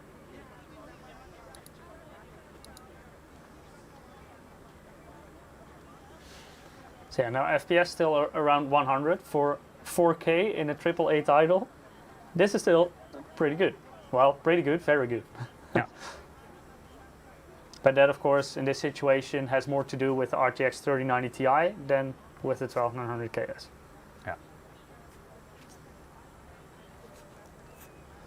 Manu S is saying, hi, my question is, which CPU do you prefer for gaming, Intel or AMD? Depends very much on what kind of titles you play, what kind of resolution you play. I would say right now they're relatively close, actually. Of course, Intel just launched their 12900KS, and right now this is the fastest gaming CPU. But as you may already know, next week AMD will be coming with a 5800X3D CPU. So then the balance may be different, so it's really hard to say at this point. But I think right now both AMD and Intel have very competitive offerings for a gaming PC. Yeah. Intel at this point is slightly faster, AMD is slightly more efficient, so it's personal preference, I would say. Also, how much you have to spend and what kind of GPU you're able to buy. So depending on the budget. And also maybe you already have an AM4 motherboard, then it makes sense to upgrade to a higher end AMD CPU. But if you're going for a new system, then it can also make sense to go Intel. So I cannot give you a clear answer, go for Intel or go for AMD, because this will differ per person what is the best choice. Yeah. And there's no need for a 12900KS if you're buying a graphics card that's more mid-range, so anything between 1660 and RTX 3060, you don't need an i9. So let's run this test with everything on ultra and RTX ray tracing on maximum. Okay. But it's also DLSS, right? Yeah, switch that one off, because then we make it lighter. But that's the only setting I have, right? You don't have any advanced setting for ray tracing? No, I think we can just do RTX and quality. I don't see anything else. No. No, this is it. Okay. Okay, let's keep it that way. Yeah, because usually the heaviest test is RTX on, DLSS off. Yeah. Because DLSS basically makes it lighter for the GPU. Actually, FPS is higher now. Yeah, I think that's DLSS kicking in. Yeah. CPU power is also slightly higher. Wall power is dropped a little bit. Connor says it's on the other page. Oh, is it? Oh. Okay, stop. Then let's cancel this stuff. Yeah. Is it on the other page? Okay, okay. Yeah, I don't have the whole window, but where do we get?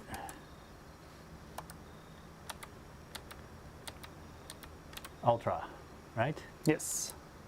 Anything more I need to enable or I'm not, can you increase some stuff further? Just see what the highest setting for everything is.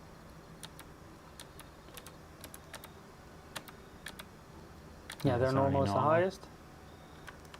Can I do ultra here? Yeah.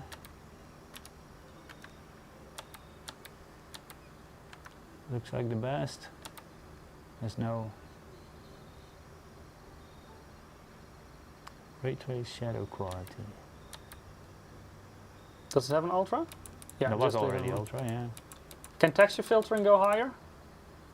Where's texture filtering? The third one. Yeah. There we go. Let's do this. And did you switch off DLSS in the previous one? The previous screen? No. But Yeah, the third one. but Switch it off. Yeah. off. I still get ray traced or not? Yeah, you should be getting ray trace now.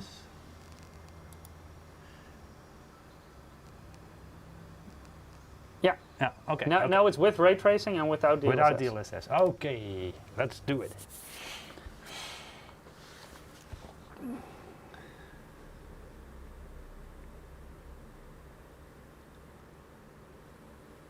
Yeah, that's more like it. Lower FPS. Also lower power on the wall. Yeah, the CPU load is also quite low. So actually ray tracing did kind of decrease the power consumption of the GPU. Yeah. I didn't expect that one. Now the power of the GPU is like 415 or something. Yeah, 412 now, 412. 4.8. Okay.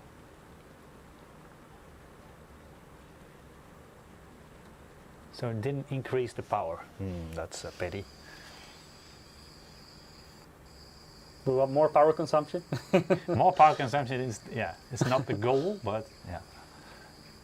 We also have the power supply. It needs to work for a living, right?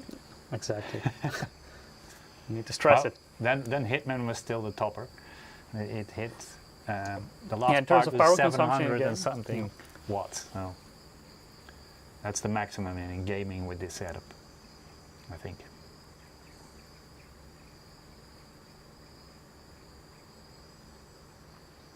Yeah, we don't have 8K monitor here, so we cannot go 8K.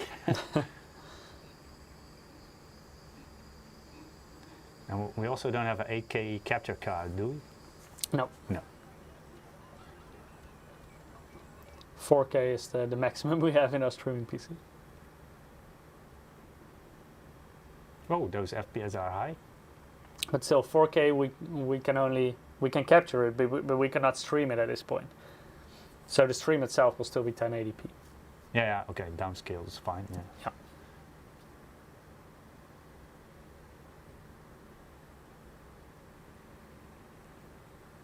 Infrared Visual says native 8K AAA gaming is out of the world right now in consumer hardware. DLSS FSR helps certain titles to give a playable experience.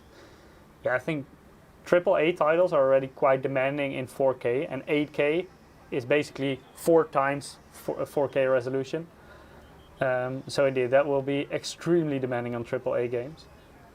I think even DLSS and FSR will have a hard time compensating for that one. Yeah. That's probably why we need 1000 watt power supplies and more. Yeah. Maybe next generation. Yeah, maybe.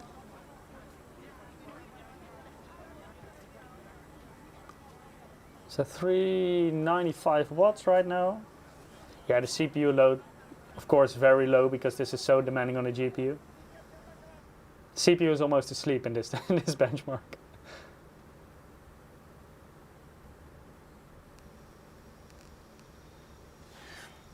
So what's the result? 101. So 7 FPS lower than before. Yeah.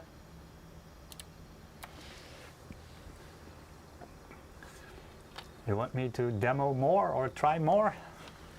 Yeah, if you have any specific requests, chat, then let us know. So right now we can still live demo you a little bit of the 12900KS.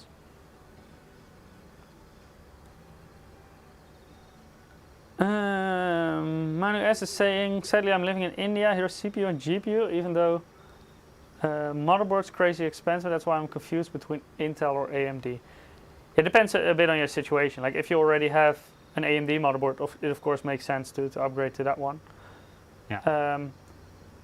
For Intel, it's also it also very much depends if you want to overclock yourself, because on AMD you can overclock, for example, on a B550 motherboard.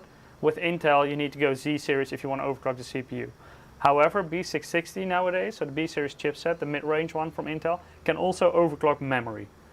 So yeah, that's also a difference. If you're into overclocking, that could make you lean to one or the other. Connor is asking, do you got Cyberpunk? I'm not sure if we have that installed. No, not in this system. Do we have any other games installed? We have Formula 1, right? We have Formula 1, we have, yeah. Maybe let's take a look at that one.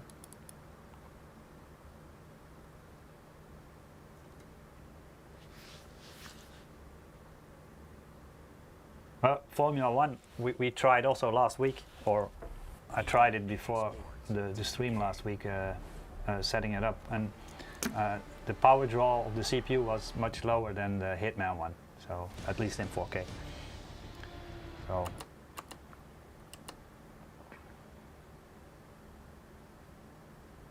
Connor says 8K is still a stupid amount of pixels. I think it's still ways off. Yeah, depends a bit on also what televisions are going to do. Because if they become more common, I'm sure you will eventually start seeing it on PC more as well. But right now it's hard to keep up with current technology. Of course, by lowering down certain graphical settings, ray tracing settings, it is easier to run it. But now, if you go like full settings, full rate, as much ray tracing as you can do, then it's still far off. Skeet's asking, did you guys run 3D Mark? no, Do we have it installed? I haven't checked. We will check after Formula 1. Yeah, not sure what this is. So for the Formula 1 fans in the chat, how did you enjoy the race last weekend? It was an early morning for us. We're in Europe. So a race in Australia was 7 a.m. But on the other end, I think the Australians have got more difficult times for most races.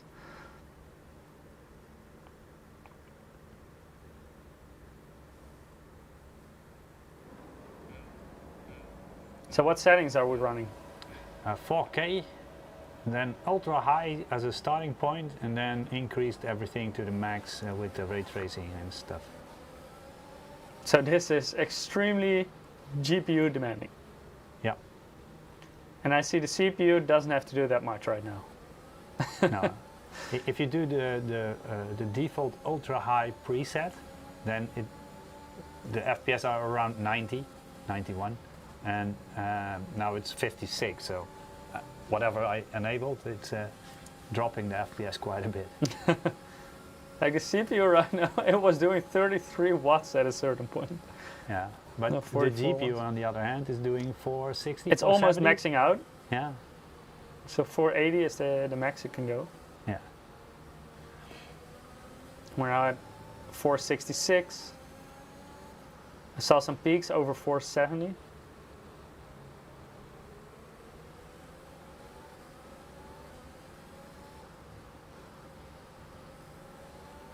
Deva Brata liked the race and is happy that we're now in the Aston Martin. Aston Martin looks good. Could be a little bit faster in real life right now, but And more reliable. yeah, that Well, as well. depends on who drives it. Yeah. Skeet says it was 1 a.m. in Canada. Yeah, I think those times are quite common for Australian F1 fans. Because if, for example, a European race is in the afternoon, then it's already middle of the night between Sunday and Monday in Australia.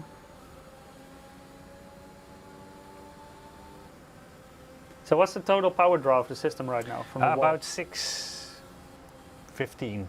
615. 620. So it's, even though the CPU load is very low, it's still not much lower because the GPU load is so high in this game. It's just shifting power to the GPU now. Yeah.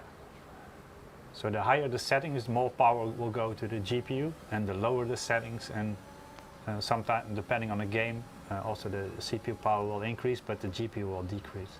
Yeah.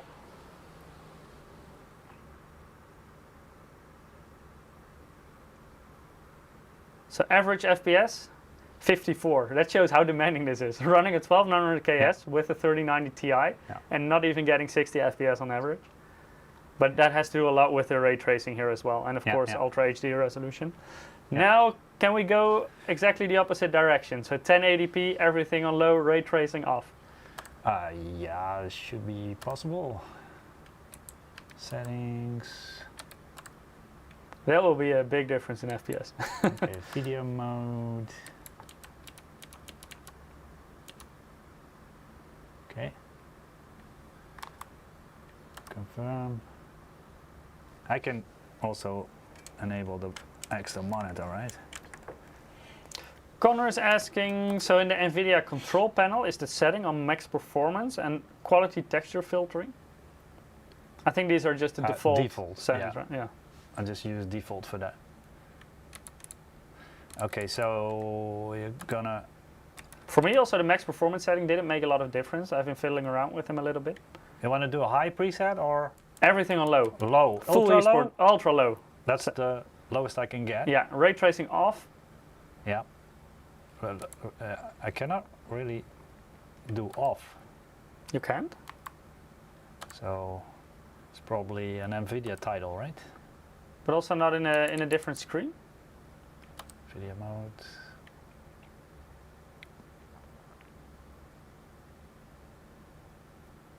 No.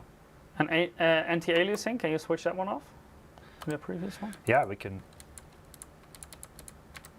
How low off. can we go? Yeah. Should be a setting to switch off RTX, right? What? It's back to 4K now, right? Hey. Oh yeah. What happened? Or maybe because I plugged in the monitor. Could be. Changes. Yeah, accept. Ultra low. Yeah. Yeah. This is it. Okay. Okay. Let's see what the CPU power does and the GPU.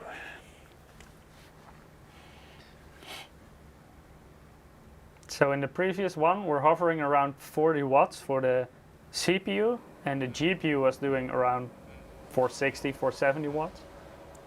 The GPU is still high. Oh no. It's a bit lower than it was. It's still relatively high, but not as high as in the previous one. The wall says about 670 watts. So the total power draw did increase a bit. Yeah. I think that mostly has to do with that the CPU is now consuming more than double what it used to do in the previous test. Mm-hmm. So it was a little bit over 40 watts. Now we're on 93 watts. Yeah. It's amazing that with this low settings, we still have 460 watts on the GPU. Yeah, that's a lot. If you look at the text Connor of says Aston Martin, maybe he has to restart the game before you can switch ray tracing off. Could be, not sure. Oh, it could be,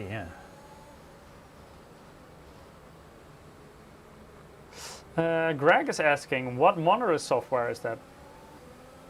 That's Afterburner and custom-made overlay in Riva Tuner. So it's the Ruudt original design for this one. Yeah, I made that one. I was asked to if we could make suggestions for our MSI Center software, and I said, if you could make like a great overlay so that that people that want to troubleshoot their system and have maybe some performance issues in games, I say, if you make one good overlay and introduce that in MSI Center, that will be a great feature. So I created this one in Afterburner and Riva Tuner because there you can tweak a little bit and design a little bit. So I took the overlay editor from Riva Tuner, and there was already an example in it, so I just modified it a little bit. So most of the work is done by the programmer of Afterburner. So most thanks to Unwinder. And then I created this one, and I used the black and the gray and the white because that will also work well with the capture card. Before I used also red color, but red is the worst color in text you can do for streaming, because if you are gonna encode that, the red will look blurry. So I removed the red and only used black, white and gray. And it works well. And it looks like more like a transparent one, so yeah, that worked pretty good. So we went from 54 FPS to 269. Shine is asking, is it 4K? No, this is... No, actually it's still 4K. Yeah, it's still 4K. Why 4K? I thought you switched it to 1080. Wait. Hang on. That's a high frame rate, by the way, for 4K. Why doesn't it just keep... It pushed you back to, to 4K.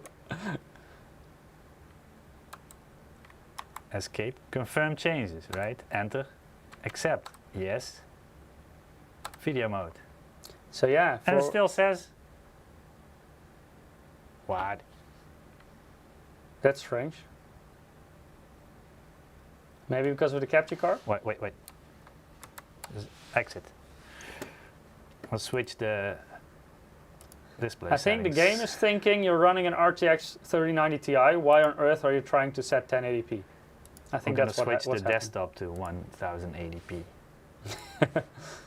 The workaround. Ooh, scaling is still the same, I see. Yeah, yeah.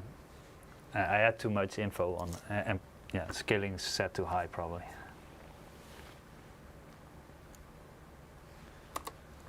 Okay, so let's try again. And now you rebooted the game, so now you may have the option to switch ray tracing completely off. We'll try.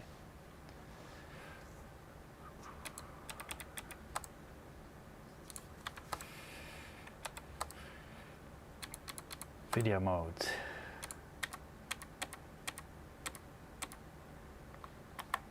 Confirm.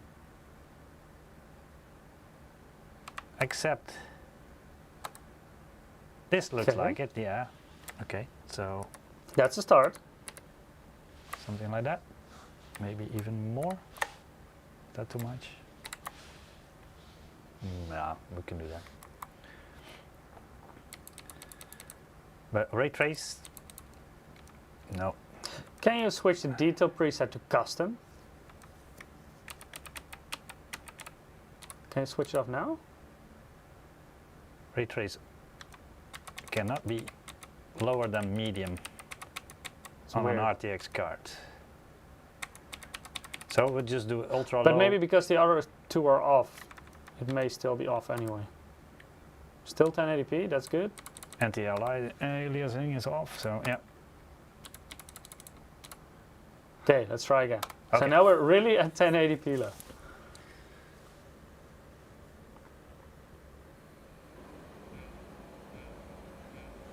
Oh, it's not that high FPS. We do see quite a difference in power draw now. Yeah, the GPU is not doing that much. It's not Yeah. even running the fans at the moment. Really? Is it running Yeah. in passive mode? No, it's at 60 degrees, so no need to run fans this low. Who needs We'll fans kick in, anyway? in a few degrees, yeah. There we go. The Yeah, CPU now the power is 140. Yeah, increased a lot. So maximum settings with ray tracing on, 4K resolution, we were at 40 watts, now we're like 100 watts higher. Yeah. Actually, my monitor's in a way, I see. Yeah. It doesn't really matter that much. Okay. Let's keep that way. Yeah, here you can also see that the load on the CPU is only on a few cores because it will consistently run 5.2 gigahertz.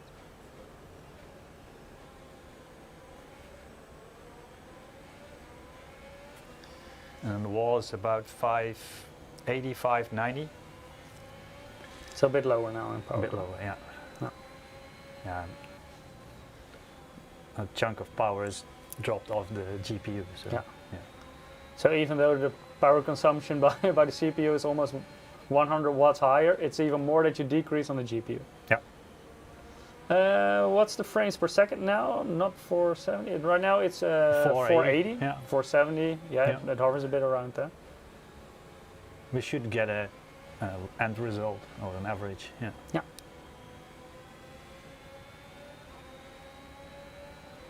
But yeah, these frame rates are higher than what you can view on modern gaming monitors.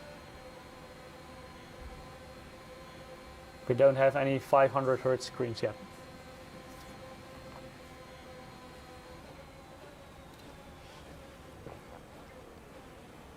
Oh, they got a lot of the bouncing going on, even though it's Formula 1 2021. One breaking.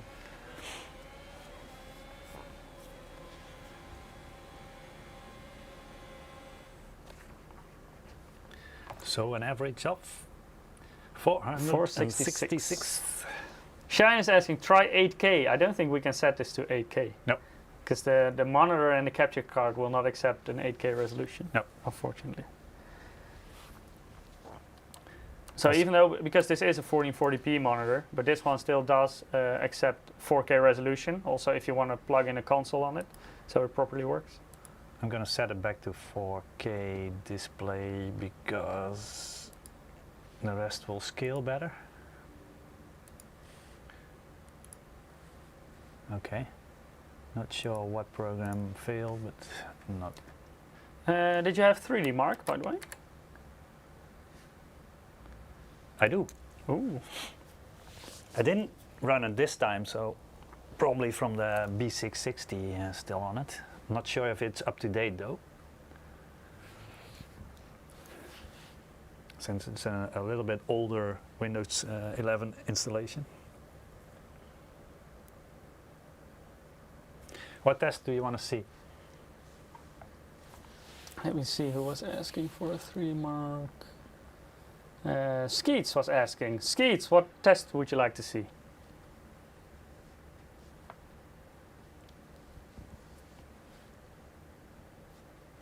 Disco Ninja is saying 8K monitor will be ridiculous because you sit so close. Would you be able to tell the difference between 4K and 8K? You would especially be able to tell it if you're close. If you're further away, you won't see the difference, because if you're further away, you cannot identify the individual pixels anymore. Firestrike. Firestrike. Okay. Let's do that one. This one. This is the original Firestrike. Demo is off. Okay. I also see a request for time spy, so let's run both. Okay.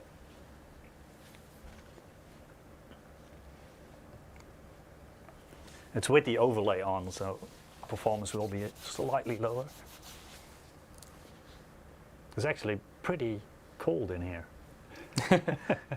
It's still set to 20 degrees, but I think in your location maybe slightly lower. Yeah, it's lower. Should have wore your jacket. Yeah, it's over there. So.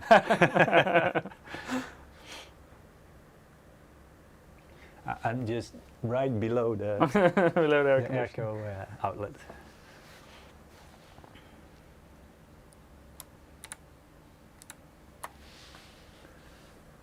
Okay, make it slightly bigger. Even bigger? Yeah. Yeah, much better. Something like that? Yeah. Do you see a difference when running the overlay in 3D Mark in the scores? It will take a hit a little bit, yeah. Okay. Yeah. Not sure about Time Spy or Firestrike particularly, but yeah, in games you also see, and also if you run HW info in the background for Cinebench, that will take off some points. Yeah. So the CPU, because it uses up yeah. a little bit of resources. Yeah. Connor says this should warm it up a little. What is the current power draw actually? Yeah, this is GPU only, so you can see how low the CPU power is. And Firestrike is a DirectX 11 title, so power draw is even 350, 360. So yeah, fluctuating a little bit, but. So wall power is not extremely high right now. 530 at the moment. Yeah. So yeah. So even lower than we saw in certain games. Yeah. But Firestrike does have a combined test in it, and that should push the power draw up quite a bit. And I think if you do Firestrike extreme combined load, it would do even more. Extreme or ultra even. Maybe ultra is too high because then the FPS will be dropping. Yeah. Good question from Cheyenne. What is the idle power draw of this system? We can check in between. Yeah. This is the CPU test, so the GPU is idling at 39 watts. Yeah, and the CPU 220 now to it should 30. be the combined test. Yeah. Yeah, this is the combined test. Let's see what that does.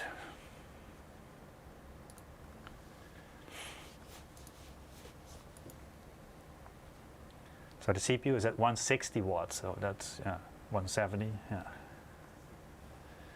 And wall power is 620. Yeah, so now we're But getting the close to what we saw for him. isn't doing that much.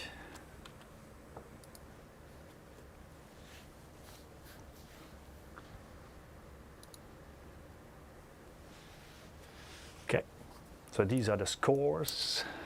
Idle power draw is 105 watts at the moment. Dropping a little bit, 103, something like that. So around 100 watts in idle. Yeah, yeah. So that's actually not that much. You also want to do time spy? Yeah, sure. And disable the demo. Okay. So even though this is like a total flagship gaming system that we're running right now, in idle, the power is still perfectly fine. Yeah, I think in gaming, the CPU is also okay. Yeah. There's nothing extreme there. Only if you do rendering or compression or encoding and stuff, then power draw shoots up in the CPU part. Or Prime 95 and Furmark together. Yeah, those are designed to draw power. Yep. Yeah. So what was our record? Over 1030, right? 1032 I saw, but it was just very briefly. Yeah, So. and then it dropped to slightly under 1000 watts. Yeah. Maybe in the future we can beat that. No smoke yet out of the power supply? Nope, perfectly fine. So it's at 440 watts now, CPU at 70, and wall at 640.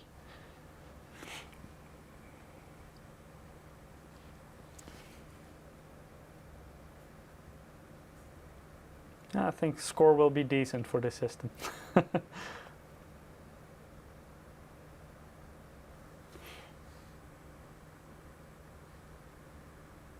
Yes, the CPU doesn't get stressed that much here. No, Time Spy also doesn't have a combined test, so only 2 game tests, so 2 GPU tests and 1 CPU test. So. Yeah.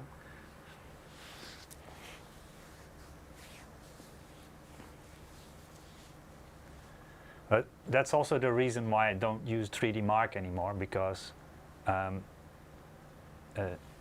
without CPU load, you cannot stress the whole system.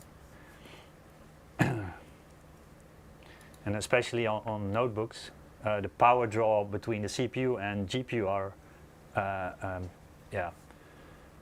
are connected more or less. So 3D Mark is useless on a notebook because it will show you a very high GPU score, but that's without the CPU load. So not a realistic, a real scenario. So that's why I prefer to use games for benchmarks.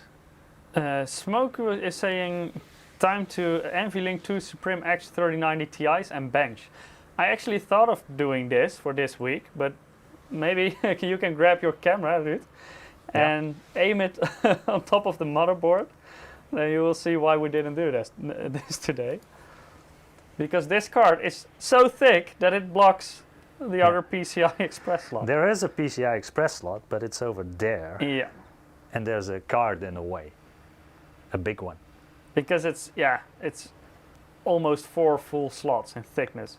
Actually, yeah, it's 4, and I don't think there's even a board that will have that much space between 2 slots, and I'm not sure if there's an NVLink bridge that will even fit like that. Yeah, because I don't think there are flexible ones yeah. of those, right? So yeah, that was a little bit of a challenge. Yeah. So that's why we have only one RTX 3090 Ti today. But yeah, we did think of that.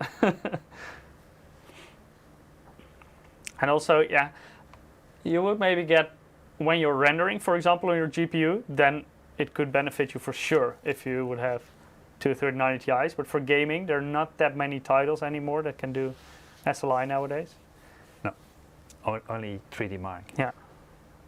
But for rendering, what we could try someday, but then we will need an additional power supply, is use like a riser card, PCI Express riser, and just put the GPU somewhere else. Yeah. And have a separate power supply for that secondary graphics card.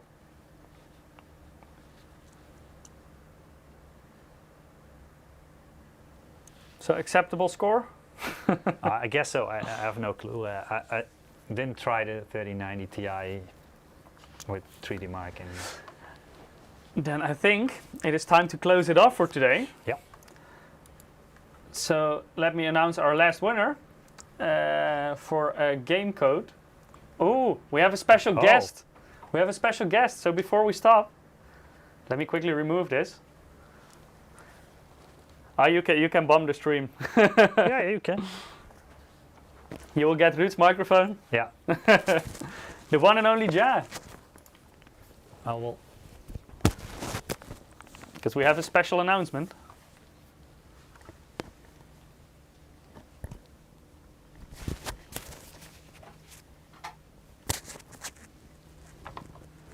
Ja is quickly putting on a microphone.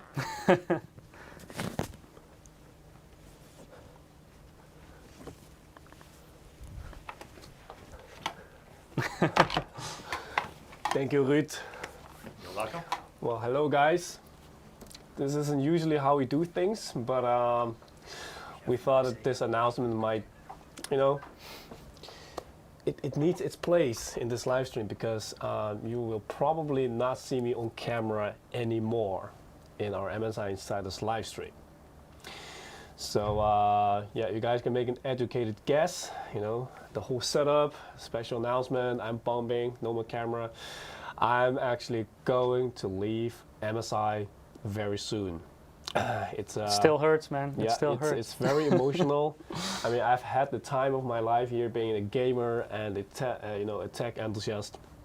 So of course, getting to touch and use and test all these kind of gears every day and hardware.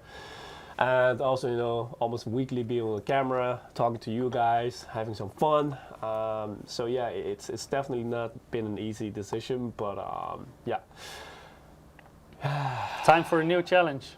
Oh, Mr. Masterdoc is also in the chat, of course. Yeah, I remember still, giving you the hardware prices. And yeah, guys, so no more MSI Insider for a moi.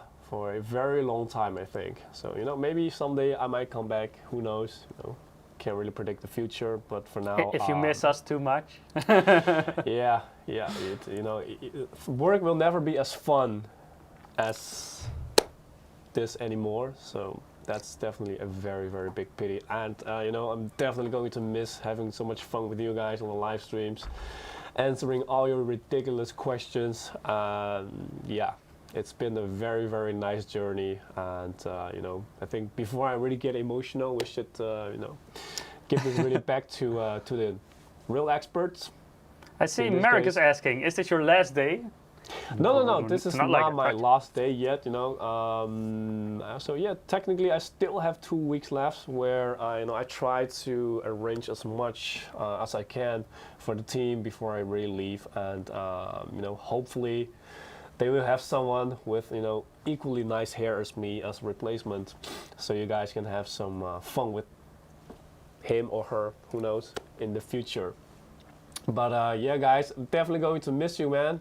So wish me luck, and good luck to you guys as well. And hopefully see you guys again another day, another time on MSI Insiders live stream. Right, Michiel? For sure. All right.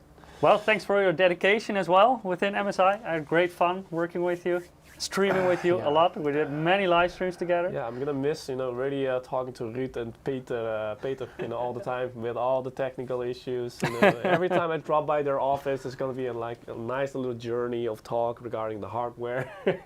It's always nice. So yeah, new adventures ahead. But I see a very good question from Mr. Masterdox. Oh, really? Yeah. Who will take your place? Hopefully, a nice lady with blonde hairs. Possible. I wouldn't object. Yeah. But actually, this is a very nice bridge because we need a new Ja. And are you the new MSI Insider? Of course. Just to clarify, is this a joke? No, this is not a joke. There you go, guys. We actually do need a new team member. So if you're interested, we do, of course, have some requirements. So let me go to our next page. Because what we're looking for, of course, you have to be passionate about computer hardware and gaming. But I think if you're currently watching this stream, I would guess you are. Special interest in desktops and monitors helps, because those are, of course, the product groups that Ja has been doing for the past couple of years. If you're technically interested, but you don't have specific knowledge about these product groups, it doesn't mean that you cannot apply, because that's, of course, also something you can learn over time. But it definitely helps if you already have some knowledge about this. Yeah, it is, of course, the MSI Insider live stream. We also do product videos, so you shouldn't be afraid to stand in front of a camera or a crowd. With COVID, it has of course been a little bit less, but usually we also do product training, stuff like that. We have media days where you sometimes stand in front of 200 people from media, so you can't make any mistakes there. I'm just kidding. But yeah, that's also part of the job. Profound knowledge of the English language is, of course, important. Even though we're based in the Netherlands, our job is basically fully in English. Our live streams and videos are, of course, in English. So even though we are in the Netherlands, you don't have to speak Dutch, but you have to be within an hour of traveling distance of Eindhoven. That's where we're located, at the European headquarters of MSI. You have to be able to handle Eric. And of course, you have to fill Ja's shoes, and those are very big shoes. And we also try to improve something on Ja, and we want someone who doesn't lose any screws, because as we all know, Ja always lost screws in the live stream. If that's gonna be my only feedback leaving here, then I'll take that as a win. That's how happy we were with you, Ja. And of course, guys, if you maybe know someone else in your environment, of course, also let that person know, right? Yeah. If you think this is something for you, if you think you got the skill set to do this, make sure to go to nl.msi.com/about/careers. There we will see our job openings, and this specific job opening is the one for product marketing officer for desktops and monitors. So yeah. Yeah, so guys, after almost 4 years playing in Eric's team, it's finally for GG, well played, and rage quit. GG and install. Yes. So yeah.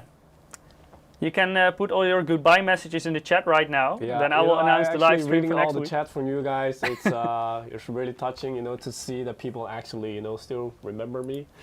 So yeah, thank you guys for your kind messages, and yeah, I also, of course, hope all the best for you guys as well. And we have one last winner for today. So Ja, the honor is all yours to announce your last winner on the live stream. One hell of a nickname. Well, I'm going to announce it for the last time.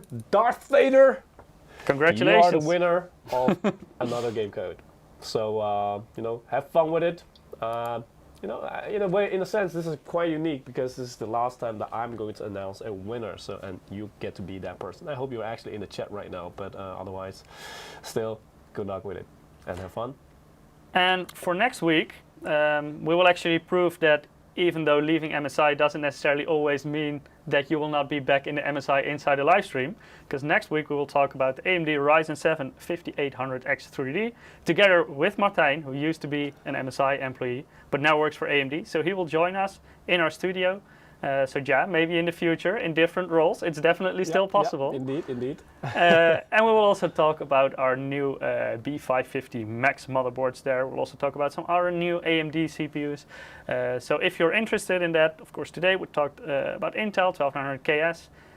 Next week, we will see what AMD has to offer to fight this new Intel CPU. So hope to see you again next week, same place, same time. And well, the last sentence for this stream is for Ruudt Ja. get to say goodbye. Oh, Ruudt is coming. It was my live stream, right? So you know, Bye, obviously. see you next time. Thanks for watching. All right, guys. Bye. Cheers.